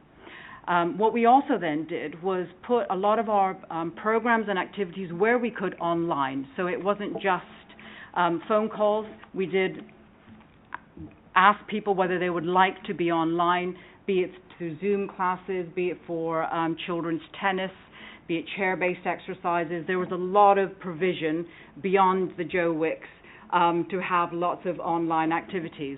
And for us, what was most surprising, it was the young people who were more averse to doing anything online, but it was the over 65s who wanted to use their redundant laptop perhaps or some smart device, and they had people in their homes to help them log on and identify how to do that. So we had quite an interesting and surprising show of people online, and that gave us a little bit of hope to know that when we want to access people who are housebound or who can't access or who don't have the income to do so, this will be our mainstay. We will always have something online for individuals who have access to that.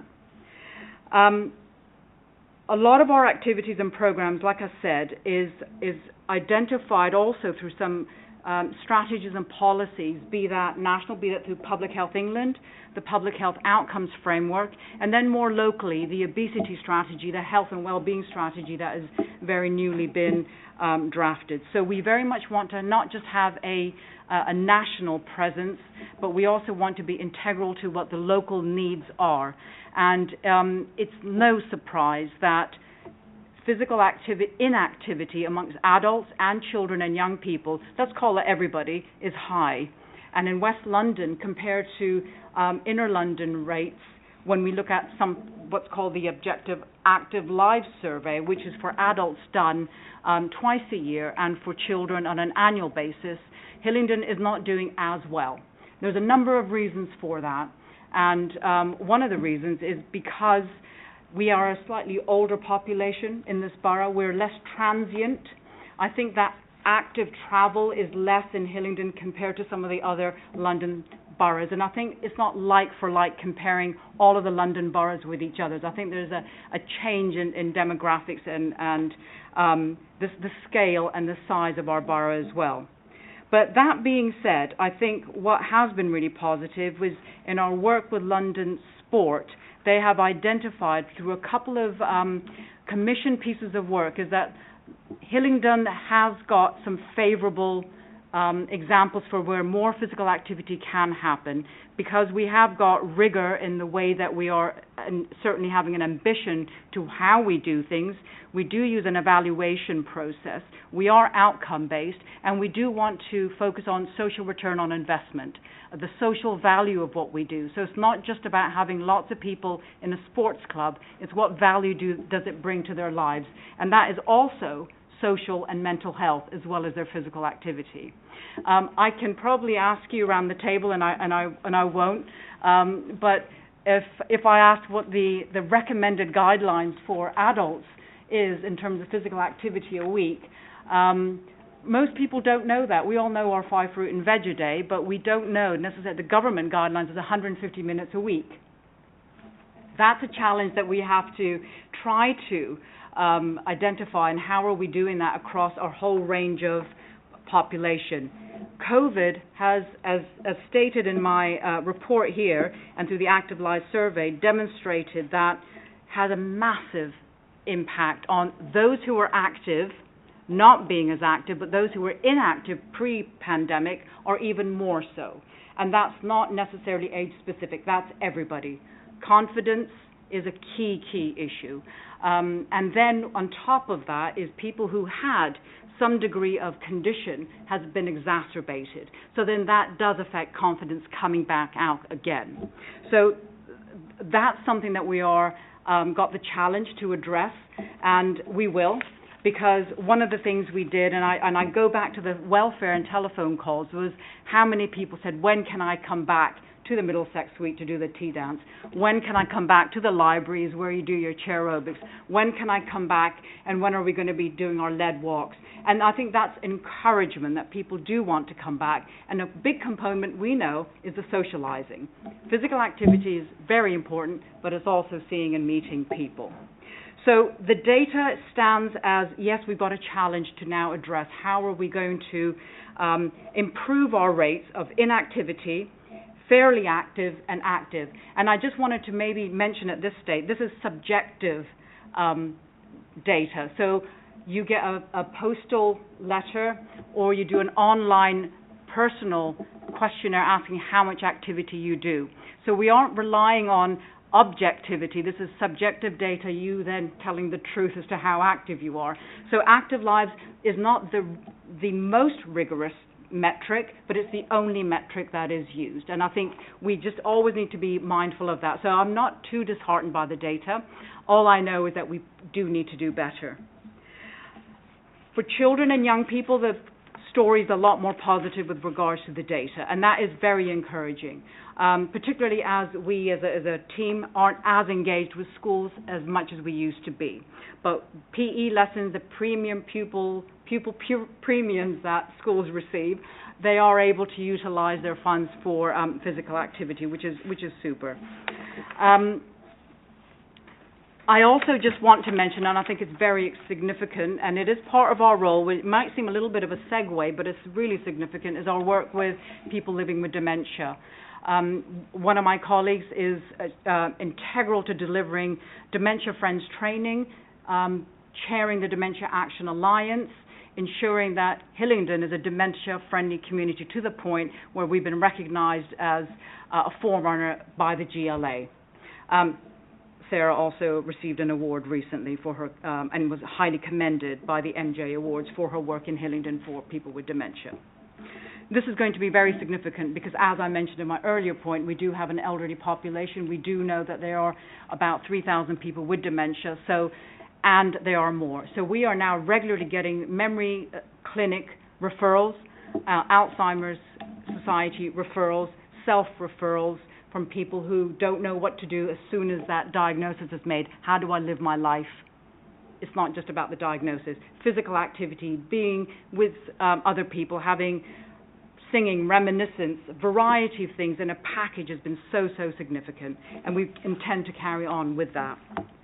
I then want to just bring your attention to the point that we are now wanting to grade, refresh a strategy that has clear metrics for the scale of what we need to do. We need to have it in bite-sized, smart-based ways of doing things.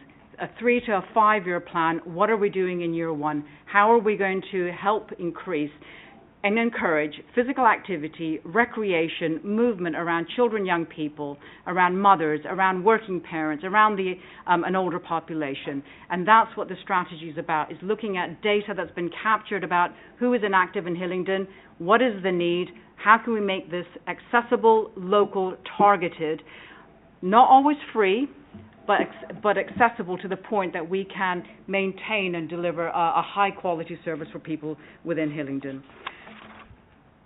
I'll stop there because I'm sure there'll be probably lots of questions. I'm sure they will. But, thank you very much. Uplifting presentation. Thank you. I mean, there's a real passion coming across there. Certainly, as I was listening. Just a quick aside. I must just say that I'm very pleased to see we're starting park run. I must say I played a very small part in that. I've been doing park runs in Rickmansworth, and there was engagement over how that could come into Hillingdon. So I'm pleased to see we're doing that, and I've set my example in a very small way. So thank you for that. Okay, I'll have more questions later. For now, I'll defer to my colleagues. I've got so far Councillor McQuarrie and Councillor Pinto. Councillor McQuarrie, if you would please. Thank you for your presentation. I just want you to explain a bit more on how the data is collected for the Active Lives survey. Essentially, it is, so this is a Sport England funded and questionnaire that's been running for probably about 10 years now. So it's a randomized questionnaire that's sent out to people. So there's 198,000 people that are just accessed to complete how much do they think they're fulfilling the 150 minutes criteria. And they will say, are you moderately exercising, and that could just mean, are you doing some walking, or are you doing some swimming, are you being very exuberant in your exercise, is it, jogging, running 5 days a week, or are you doing nothing? So it's very, very much based on what you as an individual want to put down on that postal questionnaire.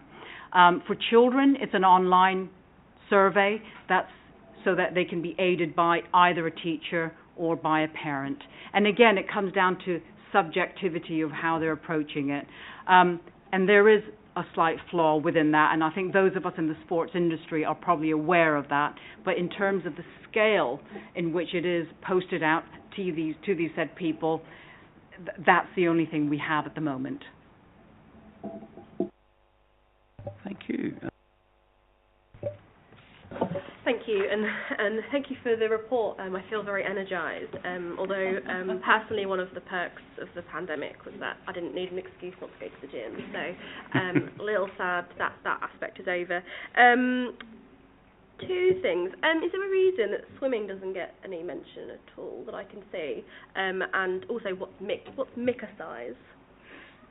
And will you do a demonstration? I'm joking. Thank you. I was just waiting for someone to ask me because I don't need much encouragement. Swimming is something that GLL, who are our leisure operator, have, when they got the full contract for all of our leisure centres, that then became their remit to offer.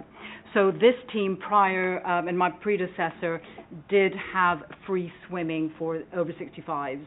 That then is now in the kind of hands and the realms of GLL to offer that. We know that swimming is something we do need to consider, and whether that's us or whether as a council or whether that's GLL in schools to do, because there isn't enough children going through schools who know how to swim. Now, Swim England have identified data around that. Some of the, I think the kind of logistical issues around that is access to swimming pools and having confidence of swimming with certain, I suppose, demographics, female only. If the parent hasn't done it, the child hasn't then learnt. So there's a myriad of issues, but we do know that swimming is something that we would like to encourage more children, more adults to do, something for GLL very much to work on. Oh, did you want to, sorry, I beg your pardon, did you want to know about Mickersize? No, Mickersize is fantastic because that's very much a Hillingdon bred activity. The guy's name is Mick and he does exercise. So Mickersize essentially is, he is part of Uxbridge Amblers. He's a charity with a number of other people. We commission him, and to know him is to know him. He has just an absolute ability to relate to people with dementia. And so he designed his own exercise routine, which is chair-based, not overly excessive. It's very much about, it was done for Zoom, but is also done in libraries for people with dementia. And he brings footballs, he'll bring adaptive golf, he has bocce, a whole range of adapted equipment so that anybody with any ability can do it. And I remember meeting Mick in my cabinet days on various occasions at various venues, and he's a great guy, I can tell you. But I hadn't made that connection, I must admit. Okay, I've got a question from Councillor Cooper. Thank you, Chairman. Firstly, I'm actually smiling. Thank you so much. I've heard the phrases outcome-based, social value, reliable metrics. I'm very happy. Okay. Can I give a quick plug? I'm really pleased to hear you mention the Dementia Friends training. It is excellent. I would recommend anyone who hasn't done it to go and do it tomorrow if you possibly can. And then the question, just about, is about our wonderful parks. We've got all these green flag parks. They are brilliant. And I'm surprised that you can't in some way record an increase in use. I can only say my experience, apocryphally, from lockdown onwards, has been that there has been an increased use of our parks, and since we have been able to use the equipment, our young children in particular have been very evident there. I'm sure there are more children and families using our parks than ever there were before, and what a pity that that isn't reflected in the data somewhere. Thank you. I would absolutely echo that. And I have been speaking to colleagues within the Green Spaces team to identify how do we do the equivalent of a clicker or some kind of monitor so that we can capture just the footfall. I think there's logistical issues around that. The single point, is it the same person coming back and forth? Is it a fox? Is it someone on a bike? And I think that there is, but there is technology that does do that, and I'm aware of that. One of the things that we want to do within our team is, at the risk of sounding like we want to make everything metric, is always measure. Not just evaluate, but always measure. So we want to do park runs. We want to do good gym. We want to do our parks, which we are. And all of that, we always ask the instructor how many came, how many booked on, how many came, and give us monthly reports on that. And that's how we're collecting what we're doing in parks as data collection. I think it can always be improved. And as we are going into this new strategy, one of the bigger strands is going to be the green open space agenda. And we want to do a lot more. There's outdoor gyms, there's 33 of them, we don't monitor. Why aren't we? So we are now looking at potential devices that we can put on that are smart devices that capture usage. And all of that does come with a cost, but if we want to maximize the impact, we have to know that it's a good news story so that people know, oh, this is being used, let's use it more. And that's, I think, is an excellent idea to go forward. Thank you. Okay, I've got Councillor Sweeting now. Thank you very much. Can I ask you to look at page 29, in particular about our tennis courts? I think you know what's coming. How has the £5 charge affected bookings on our 7 tennis courts since May 2021? Are bookings down? On the face of it, yes. Bookings are down. But this is, I think, quite a new endeavour for Hillingdon. What we have got, which I think is a very positive attribute, is by virtue of putting smart access gates onto our tennis sites, we have data. we have data by the hour as to who is booking. We didn't have that prior to 2019, and we are now on an ambition of, we have 5 gated sites. We are looking to gate all 9 sites. With that data collection, we are able to identify new users, the hours booked, and usage of all courts. Also, we can then demonstrate who is using it for tennis and tennis alone, as opposed to what I understand the issue was prior to, that there was antisocial behavior by virtue of either people walking their dogs on the tennis court or having a bit of a kickabout football. And I also do appreciate it did perhaps prevent those people who just want to pick up their tennis rackets and just go and play. When we were approached by the Lawn Tennis Association in 2019, we were asked at that point, if you put more gates on, then operate the minimum charge, which would be the minimum across London, you will then create what's called a sinking fund. The sinking fund will then help you to improve your quite average courts, and I think a lot of them up until were. So the data has shown us we have got a huge ambition and a huge interest in Hillingdon of people wanting to play tennis. That's a given across all of our sites. As soon as we started identifying people who want to play tennis, they then said, Priscilla, there's leaves on the court, the lines need to be painted, we need to have the posts and the nets replaced.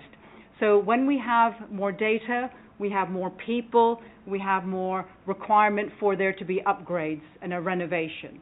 The £5 compared to other London boroughs is actually very favourable.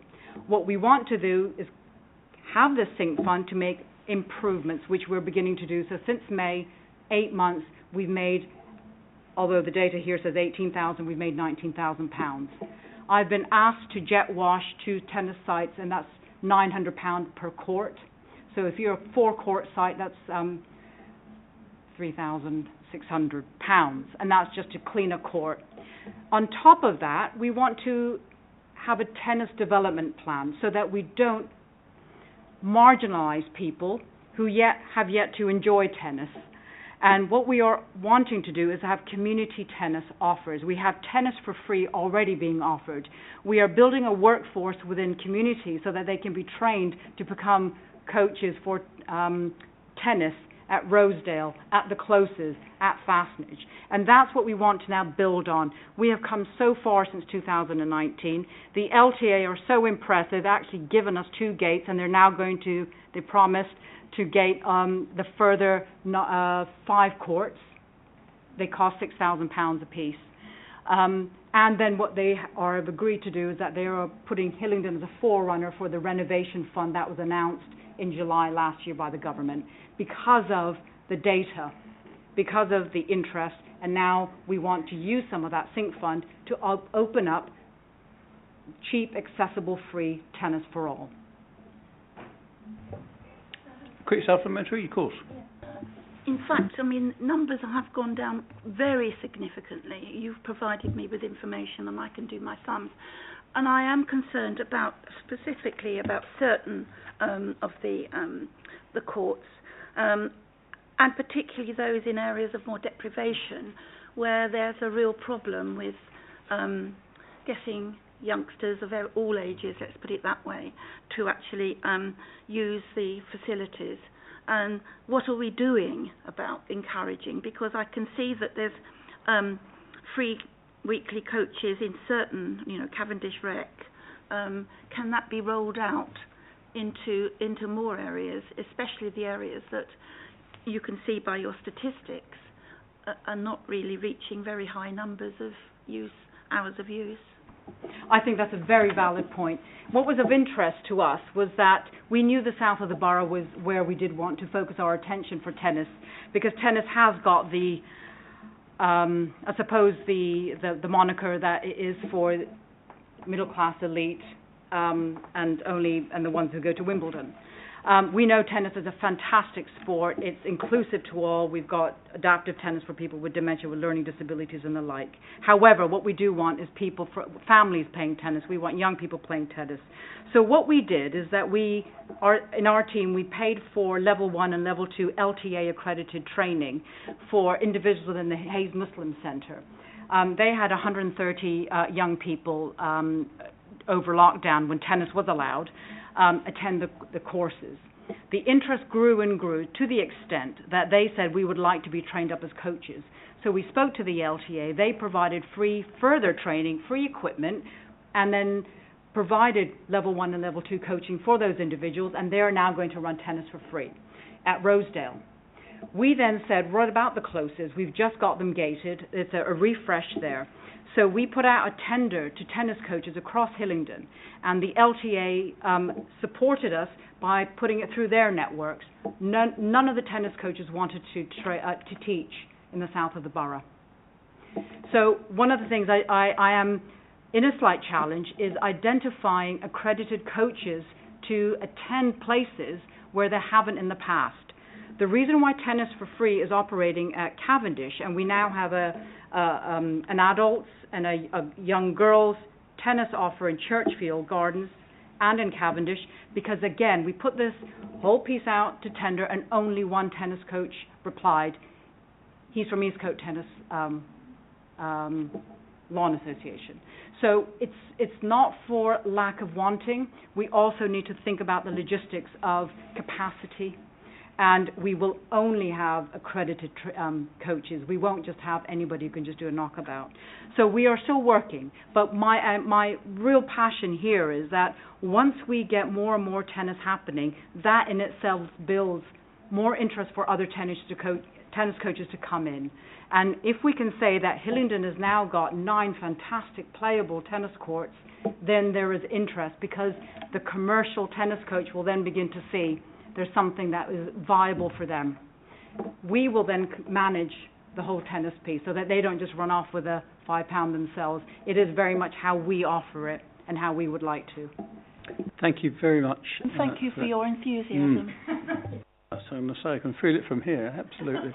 Thank you. I mean, it is right. I mean, we do need to manage these courts well. We need to do this properly. I think if there was a suggestion that perhaps people who are less well off were being put off by charges, I mean, I hope that we're monitoring that and we're doing what we can to address any concerns around that, really, I suppose. And I'm taking it from what you're saying that is the case. Okay, I've got a question from Mr. Little. I'm presuming that those who fall into the worst categories of inactivity are also liable to be those who tend towards obesity. Do we have particular strategies for encouraging activity among the obese, the get started type of activities? Thank you. I think that's an absolutely vital question, and something that we know that certainly for children with obesity, we need to start that a very early conversation. So our interest with the strategy, and we have consulted with our public health colleagues, is to identify hand in glove how we work with the obesity offer, be it in a hospital, be it in pharmacies, be it wherever they're offering, is that, and GPs, that the physical activity conversation happens. One of the things that we are very conscious of is, even within GPs, there needs to be an education process for the importance of physical activity, not just for obesity, but for long-term conditions, for people with type 2 diabetes, for people who are feeling quite low. And we have been involved in a program some years ago called the GP Referral to Exercise. And that took probably as much time working with our GP colleagues to do that. This is now part of HealthWise, which is the GLL offer. And if you have got a number of conditions, and I wouldn't necessarily want to pinpoint people who are just obese. I think it's everybody needs physical activity. But for those who are perhaps on the category which is quite critical, there needs to be tailored and quite specific exercise provision with possibly a one-to-one. And that's something that our colleagues in GLL are willing to do and wanting to do. Because of COVID, referrals went right down. And they are working to increase those numbers back up again, going back into GPs to having that conversations. One thing I think that is going to be very pivotal going forward, and I think pandemic has really highlighted it, is our social prescribers. Social prescribers, to my mind, I think are an absolute boon to this whole piece, because they are the individuals who will go into a person's house and identify what is the need for you today. Where are you at with your finances? Where are you at with your emotional needs? Is physical activity even in your conscience? More often than not, it isn't. So when someone has been told they're obese, they most likely will have other conditions as well. So if they're tackling that, then the conversation has to be very much catered for. And we are now working with the social prescribing network within Hillingdon. And again, in Hillingdon, we are cited by London Sport as, again, being the forerunner for having what kind of language and what kind of conversations are we encouraging our social prescribers, our GPs to have. We need to start the conversation. Then we need to create the pathway so that they can come into a leisure facility, into a walk, onto an hour park run, into a cycle ride. So we're offering all that information so the pathways are very clear. Thank you. Okay, I've saved myself to last on this. I've got a couple of questions. And you tee me up very nicely on the obesity question, because certainly from Health and Wellbeing Board days, we've known that there is a particular challenge in the borough, and it's a stubborn one to fix. It's easier said than done. We know that. One of the things I look at when I see all the activity here, I think, isn't it marvellous? It really is great, but just playing devil's advocate for a moment, is it enough of the right stuff for the right people targeted in the right way, knowing that so many of the people who most need this tend to be less well off, tend to be harder to reach? I'm just wondering what we think might come out of the London Sport assessment, and the work that's going to go into the data gathering can perhaps make a difference, more of a difference, shall we say, than we've seen in the past, on an area that we know is very challenging. That's my first question. Second one is around what we're doing within the Integrated Care Partnership, because clearly there's a great deal here that can be described as preventative, and there's so many examples. I'm a great fan of social prescribing, and I'm just wondering, realising how we've just talked about CAMS in the past and how a relatively small spend on the preventative side can save an awful lot on the clinical side. I just wonder how joined up our engagement is and how it's working within the ICP to generate some budgetary headroom to make more of what we've got here, really, I suppose, if that makes sense. So there are my two questions. Thank you. Thank you. Well, in terms of individuals that we know that will have become even more vulnerable if they weren't already, how are we maximising our offer, our reach, our ability for people just to feel comfortable to get out of their house and do something that's meaningfully active for them is a perennial problem. And I'm not even going to try to say that I will tackle it in 3 years' time with a strategy. What I will do, and what we have understood from our data that we've been collecting, the people who are attending our activities, is, let me take our parts for an example. It's 84% women. It's abs, bums and tums in a park, so that's not that surprising. But we have got 9% of those who are people with disabilities. So are we doing more to socialise, to bring in, to publicise, to other avenues where there are more people with disabilities? So that's one area that we're looking at. We've got our data. How do we need to extend our reach? I think that's very, very important to do. With regards to income and low-cost free, one of the things that we do want to do is work potentially more with schools, because they have facilities. A lot of this is about, if you've got a school hall, how are we offering just more of a variety, more multi-sport? I'm having monthly conversations with GLL and talking with them and saying it's not just about membership, it's about how are people feeling comfortable and confident to come in. What can you do that's on a discounted rate, or potentially that's just taster sessions. The great outdoors, I think, has got such a lot of potential for us to do things. So I want to maximise what we're doing around playgrounds, around cricket in a park, around cycling, walking, outdoor gyms, all of those activities. We programize it. We bring them into local communities where there's already a network and a community, and it works very well. We've started that small. We need to do more. And they're low cost. The cost really is the cost of an instructor and their time.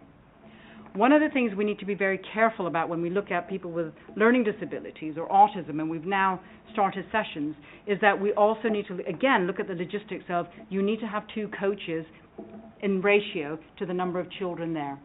Then we also need to look at the space. Is the space appropriate? We can't just have it in a hall in the gym if there's bright lights and noise. It needs to be quite dedicated space. So in our ambition to look at where are the greater needs, we then need to drill down how can we make this happen. And that's what we are going to do when the new strategy comes. Because it's a 3 to 5 year strategy, I think it's imperative that we are part of the ICP. I think I'm now connecting with the transport team, with public health, with planning, climate change manager, anybody who will listen to me. I think it's really integral that we will and should be part of the offer and the package and the program, young people centres, children's centres, because it's not just about 4 people in a team identifying, it's you have all the feedback, what are we doing more with you? Case in point, youth, young people centres, we're now putting tennis provision in. We're doing a lot more sports activities with them. We'll pay for some of the activities. They have the cohort of individuals. Bring us the feedback and we'll do it that way, is one example. Thank you very much, Priscilla. Okay, a question from Councillor Bulana. Thank you, Chairman. Just out of my curiosity, you mentioned about sports and healthy activities and physical activities. I haven't heard about horse riding.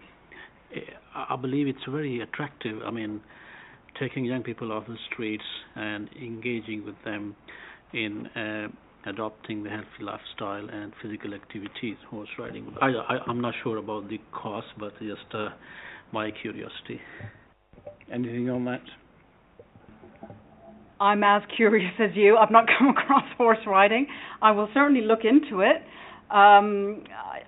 It's not something, and again, I think what we need to be mindful of is what's accessible to people. If we want big scale change, we need to make sure it's something on someone's doorstep that's accessible, that's affordable, that's enjoyable. I think there are issues around cost and accessibility. Worthy suggestion, though it might be, Councillor Bulana, but thank you anyway for that. Okay, no one else is indicating, so I'm going to just draw this to a close. Thank you very much indeed, Priscilla. I really enjoyed the presentation, really informative, great to hear all the good stuff that's going on, really important stuff as well.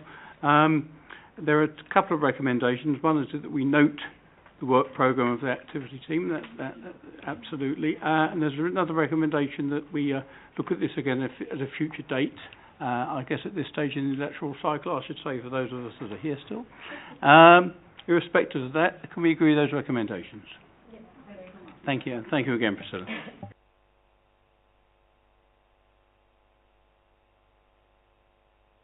Okay.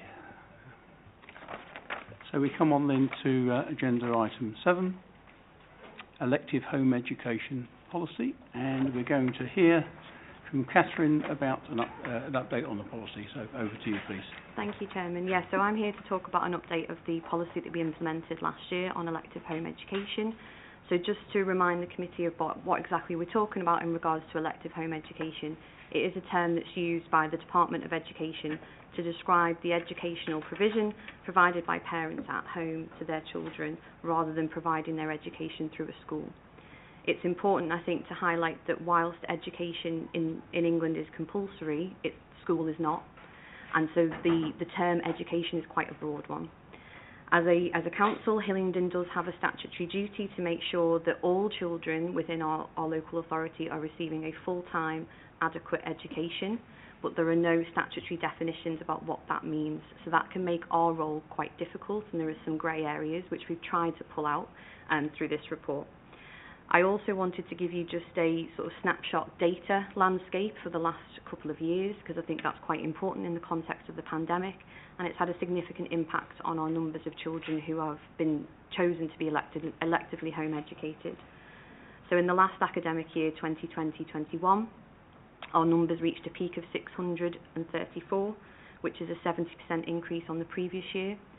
The vast majority of those cases we've found to be attributable either directly or indirectly to COVID, with lots of parents citing anxiety about having their children in the school setting, and also becoming more settled with the work from home pattern and finding that actually they felt they quite enjoyed educating their children at home, and they thought they would like to do that on a more full-time basis. What we did see towards the end of the year was that the numbers started to come down and start to go back to more pre-pandemic levels, and that has continued into this academic year. So in the autumn term, we were averaging 290 cases week on week, but that does fluctuate up and down. And I did note in the report that there has been a small spike after Christmas in the January period, which again we think is attributable to the onset of the Omicron variant and those similar anxieties coming out through our parent community. So one of the things that I really wanted to talk about was the developments that we've had since we introduced the policy last year. I've brought in the report, there are lots of different things, but a few that I particularly wanted to highlight this evening is the implementation of school attendance orders, where we found that families are refusing to engage with us and provide evidence of where they're providing suitable education. That's been a real success for us in providing and just safeguarding our children and making sure that they are receiving adequate education. We also implemented a clear procedure with our colleagues in SEN in regards to children who are electively home educated and have an EHCP, which has been really successful. I think it's important to note we have a very small number of children with EHCPs who are electively home educated. It's on average around 7, but we have implemented that policy regardless to make sure that we're working closely with those parents and carers. We also strengthened our electively home educated notification form, which schools will use if a parent makes them aware that they would like to electively home educate their child. And we did that to try and really capture potential vulnerabilities that might exist for that child or that family. And that's enabled us to work more closely with our partners and colleagues within the council, such as social care, youth justice, and again, make sure that we're safeguarding our children appropriately and ensuring that parents have the right amount of advice and guidance, and that elective home education is the right choice for them and for their child. We've also done some work around our suitability checker, which we developed last year, and it just makes sure that we're being consistent in when we check if an education provision is adequate and it's meeting those statutory requirements.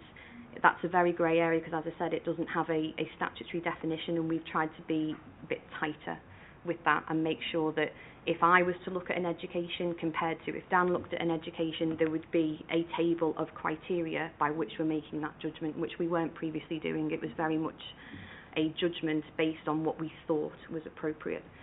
So we've really strengthened that area, and we're using that now consistently across all EHE cases, which has really helped us.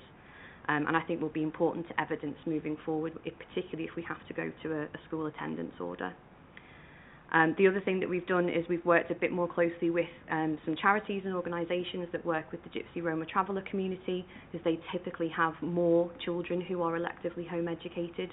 And what we've tried to do is really build that level of trust between the local authority and those communities so that they feel they are able to come to us for information, advice and guidance, and they don't feel that we're unapproachable in that way.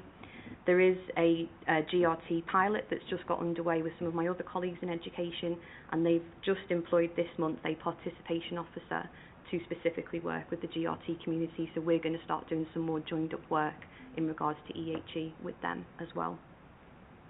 And then finally, just to note that we have also launched a termly newsletter, which our parents and guardians who are electively home educating can choose to sign up to.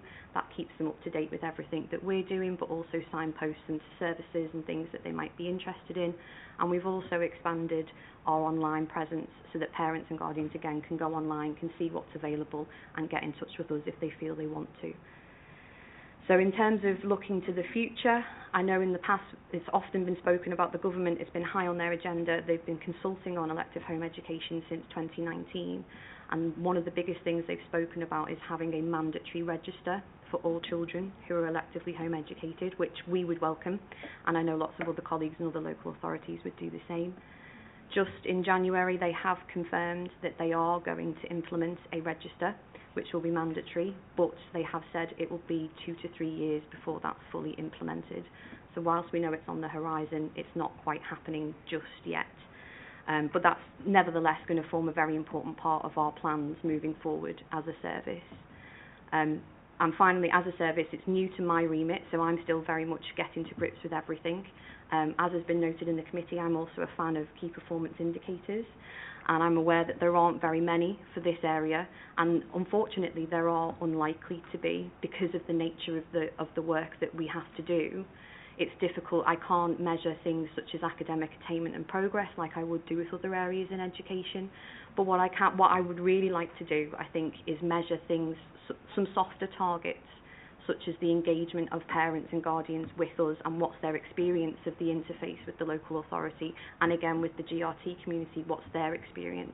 So introducing things like surveys annually when we do those annual checks on the suitability of education, I think could be really important. And also looking at the statutory, the school attendance order process and seeing if there are some KPIs perhaps we can tease out of there. But it's something that's on my agenda to develop as I get more into this area. So I think that's everything. And any questions?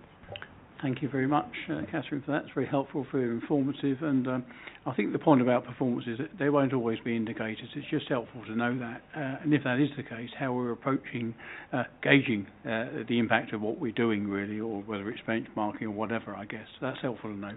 Okay, I've got questions from Councillor McCartney and Councillor Prince. So Councillor McCartney first, please. Okay, thank you, Catherine, and I can see there's lots of fantastic work going on here, so well done for that. My question is around what type of assessments are being made to ensure that for those children who have an educational healthcare plan or need SEND support, that elective home education is the right route for them? So in regards to children who have an EHCP, you cannot electively home educate as a parent without having the local authority's agreement. So when a parent indicates that that would be their decision, we would make sure there is a cross-professional meeting where the parents, the school, somebody from the local authority, if we can, somebody from SEN, will all sit down together and talk through those options and really make it clear, is this the right decision? And in some cases, it absolutely will be, and obviously that is a parent's right to choose that. In many cases, though, it isn't, purely because lots of things such as the funding will be taken away. They don't have access to the same level of interventions and therapies, and so many parents, once that's made clear, often think, actually, on balance, it would be better for my child to be in an education setting that's more formal than being at home. In terms of SEN support, again, it's slightly more grey area because that can vary from school to school, from child to child, but we would want to engineer those similar conversations. And whilst the funding element isn't there, we need to make it clear that there are very few parents who would be in a financial position to replicate what a school or other education setting could offer. But either way, we would support the parent in their ultimate decision. Okay. Please do. Yeah. Thank you. Do we have any looked after children who are elective home educated? No. Just so we don't, and we haven't had for many years. So in my capacity as the virtual school head, any of those decisions would have to come through me. We've not had any parents or any foster carers request it either in at least the last 5 years. So it's not something that we've ever had to deal with. We would approach it if we needed to, but again, for the vast majority of our looked after children, the most appropriate setting for them is a school. Thank you. Okay. Councillor Prince. Thank you. I have a bit of a knowledge gap here. If maybe you could fill it.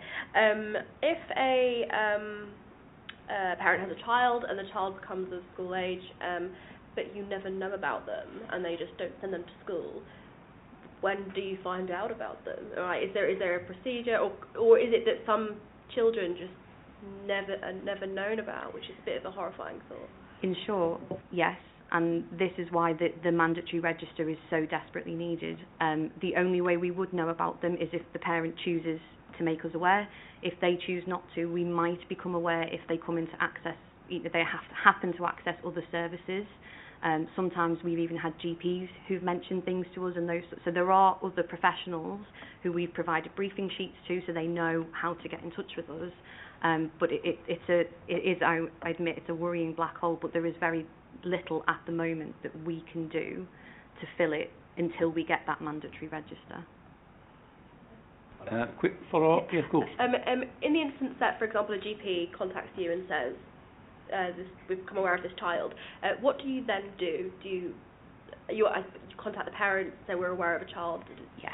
So we would make contact with them. So we would do it either by phone, we'd write to them, whatever way we have available to us, and we try and generate that interest of it's a very difficult thing, because if they haven't made us aware in the first place, it's unlikely that they want to have local authority involvement. So it's a very delicate balance to tread, but we do always make contact, and we will continue to make contact just to make sure that there is a suitable education in place. And it's just about having that level of diplomacy sometimes in how you can open those conversations. One more time, very quickly. I'm good to you this evening, Councillor Mintz. You go ahead. Thank you. Very quickly, what is worst case scenario in those cases if you cannot get a picture of whether the child is at risk? What happens? Do police get involved? Wouldn't be police at this stage. What we would do is we'd refer to our children missing education team, and then they would start doing their checks, and they have much more statutory duties than we do, and much more power in many senses than we do in the elective home education world. So we would pass it over to them, and I think I pulled out on the report that there was about 80 cases last year where we did refer to the children missing education team, the vast majority of which get resolved amicably, and actually we don't have any issues, but we need to be better safe than sorry. So yeah, that would be the next stage, and then it progresses to potentially a school attendance order once we've established that the child is safe, but actually they're not receiving an education, so we need to get them to school. If we think the child isn't safe, then it's a referral to the appropriate services, whether it's social services, the police, etc. Thank you. I've got Mr. Little next. Thank you. For those of us who have been more veterans of this particular subject over the years, it's pleasing to note the greater granularity in the information that we've been given this evening, and the greater feel for the complexity of the issues that we've got from what you've done. I've got a question and a suggestion. The suggestion relates to knowing about outcomes. Since you're doing a newsletter, perhaps it might be possible to encourage feedback to it, so that you can celebrate the success of children who are home educated, and that way you would pick up on achievements if they have them. And my question relates to the numbers that you give in the middle of page 38, or rather the sub-bullet points that are given there, about the numbers who give reasons, and the fact that so many of them are short-term interventions, and the fact that those items seem to relate to things like mental health and bullying. And what I was wondering was, is there a way in which we can respond more quickly to these types of cases, so that those children where the parents would really like them to be back at school actually get them back at school faster? So it's a case of picking up early on the signs of difficulty and resolving them quickly, which I suspect requires some quite nitty-gritty negotiation between schools and parents, and perhaps possibly alternative schools. Yeah, I think there's two parts to that. I think there's an element of early help that we need to do with our schools as well, and when they are feeling that a relationship with a parent and a child is breaking down, perhaps because of bullying reasons or there's mental health, we know anecdotally that many parents do not choose to electively home educate lightly. It's a very serious decision, and so to have reached that point when they're coming to us, they're already at crisis. And so I think there's an element of work that I can do within the service to look at, well, what can we do with our schools to see how can we start to spot those signs and those triggers earlier so that we can provide more intervention and support through the school, build those bridges so that we don't get to that crisis point. But equally, I take your point that actually if we've already reached that, the child is now out of school and being electively home educated, we can also do some more work to get them more quickly back into formal education if that's their wish. However, what I will say is many parents will choose because they feel the timing of it is quite important. So if they take them out, say, at this point in the academic year, many parents feel it's more beneficial then to keep them until the end of the academic year and then start them fresh in the new academic year in September. So again, it's a negotiation, but it's absolutely things that we can explore. And your suggestion about the newsletter is a great one, so I'll definitely take that forward. Thank you. Well done. Thank you. Councillor Sweeting. Thank you. I am very relieved that we are going to have this mandatory register. I think that's, long asked for by us as a council and other councils, because we just don't know how many youngsters are dropping through the net, really. My question is about your report says 17 children that have got an education, health and care plan that are being home educated. Now, there's probably for every one of those a different reason, but are any of those linked to, for example, they're in a mainstream school with an education, health and care plan, but the parents want a different placement, possibly at a special school, and possibly at one that is not actually highlighted on the education, health and care plan? How many of those are in that situation where the parents are really unhappy with what they're being offered, if you like, for their child? I can't tell you specifically. Anecdotally, I couldn't tell you that off the top of my head, but there are the vast majority of our children with the HCPs, their parents, their decision is not necessarily based on the provision that they're receiving through the school. It's more that they want to provide a different type of education in the home that's perhaps more holistic in its approach, and that they feel the routines and the perhaps more rigid nature of a school doesn't necessarily lend itself to their child's particular SEN. But what I can do is I can go back and look at those and look specifically to find out if there are some where it is the educational provision and let you know. Quick follow-up. Just a clarification. You mentioned 7 were in that category when you were talking, but your report says 17. That was in the last academic year. Right. So currently we have 7. The last academic year was 17. Thank you. Thank you very much indeed. I'm looking around the room, no further indications. So, I do beg your pardon. I'm excluding my Vice Chair. Please. Yeah, just a very quick one. When it comes to elective home education, how much consideration is given to the thoughts and wishes of the child? They are always taken into consideration where the child wishes to engage with the process, and actually it is a question that's on our suitability checker now. We want to see evidence from parents that the child is enjoying their education that's at home, that they are engaging with it, and it aligns with their own aspirations for their own future. So that is part of our suitability checker. But yes, certainly when we're notified, we would want to know through the school and through the parents, and particularly of children of a certain age, is this something that they are willing to engage with? Because often it can be seen as more of the parent's decision rather than the child's decision. But it's equally an area where I think we could capture that voice a little bit better than what we currently do. So it's another area we can take forward. Okay, Catherine, thank you very much for that. Very interesting, insightful. In fact, Councillor Sweeting's question really anticipated mine, so I won't ask it. But I think the information would be useful in relation to ECHPs and parents in those circumstances, I think. Okay, I will thank you for your work and that of your colleagues. Can we agree with the recommendation? Thank you. Thanks very much. So, on now to agenda item 9. Major review of assisted living technologies. I don't propose to spend a long time on this. We've agreed our recommendations already for the previous meeting. What we've got before us now is the report that's been put together together with a forward from a rather young-looking chap who doesn't look a bit like me these days. But unfortunately, I had hair in those days. But really, it's a question of are we happy with this as it stands now to go to Cabinet? Are there minor tweaks that we can agree now? If there's any major work, I would want to take it outside the meeting, frankly. But I'll... Councillor Prince? I just wanted to say that I think it's great.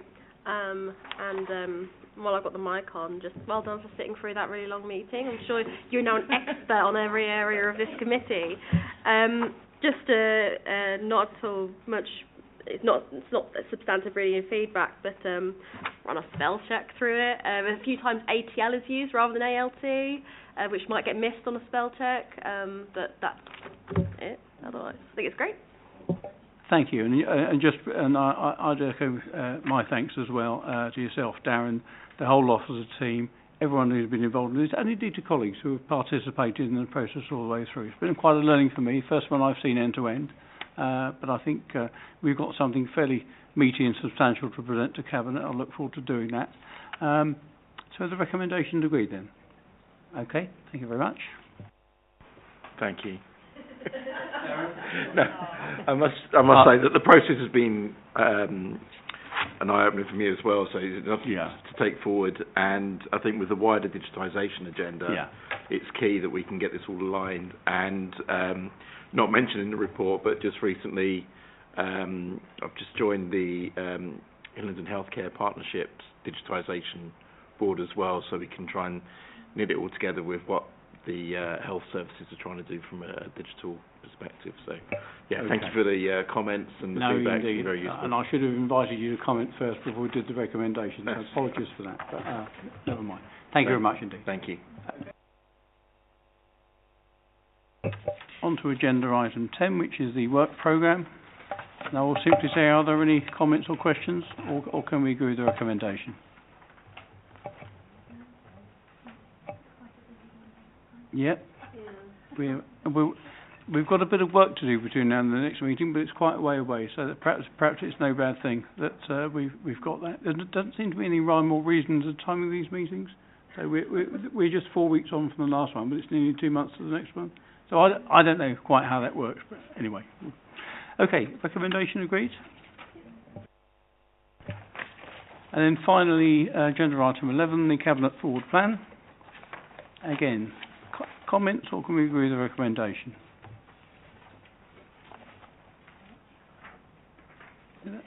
Is silence assent on your side, is it? Okay, jolly good. That's agreed then. Thank you very much indeed. Let's just pause for a moment to, first of all, reflect on a good meeting. And we had some good meaty debates, and I enjoyed the meeting. Thanks for your input. We just need to wait now for a second to allow the recording to finish.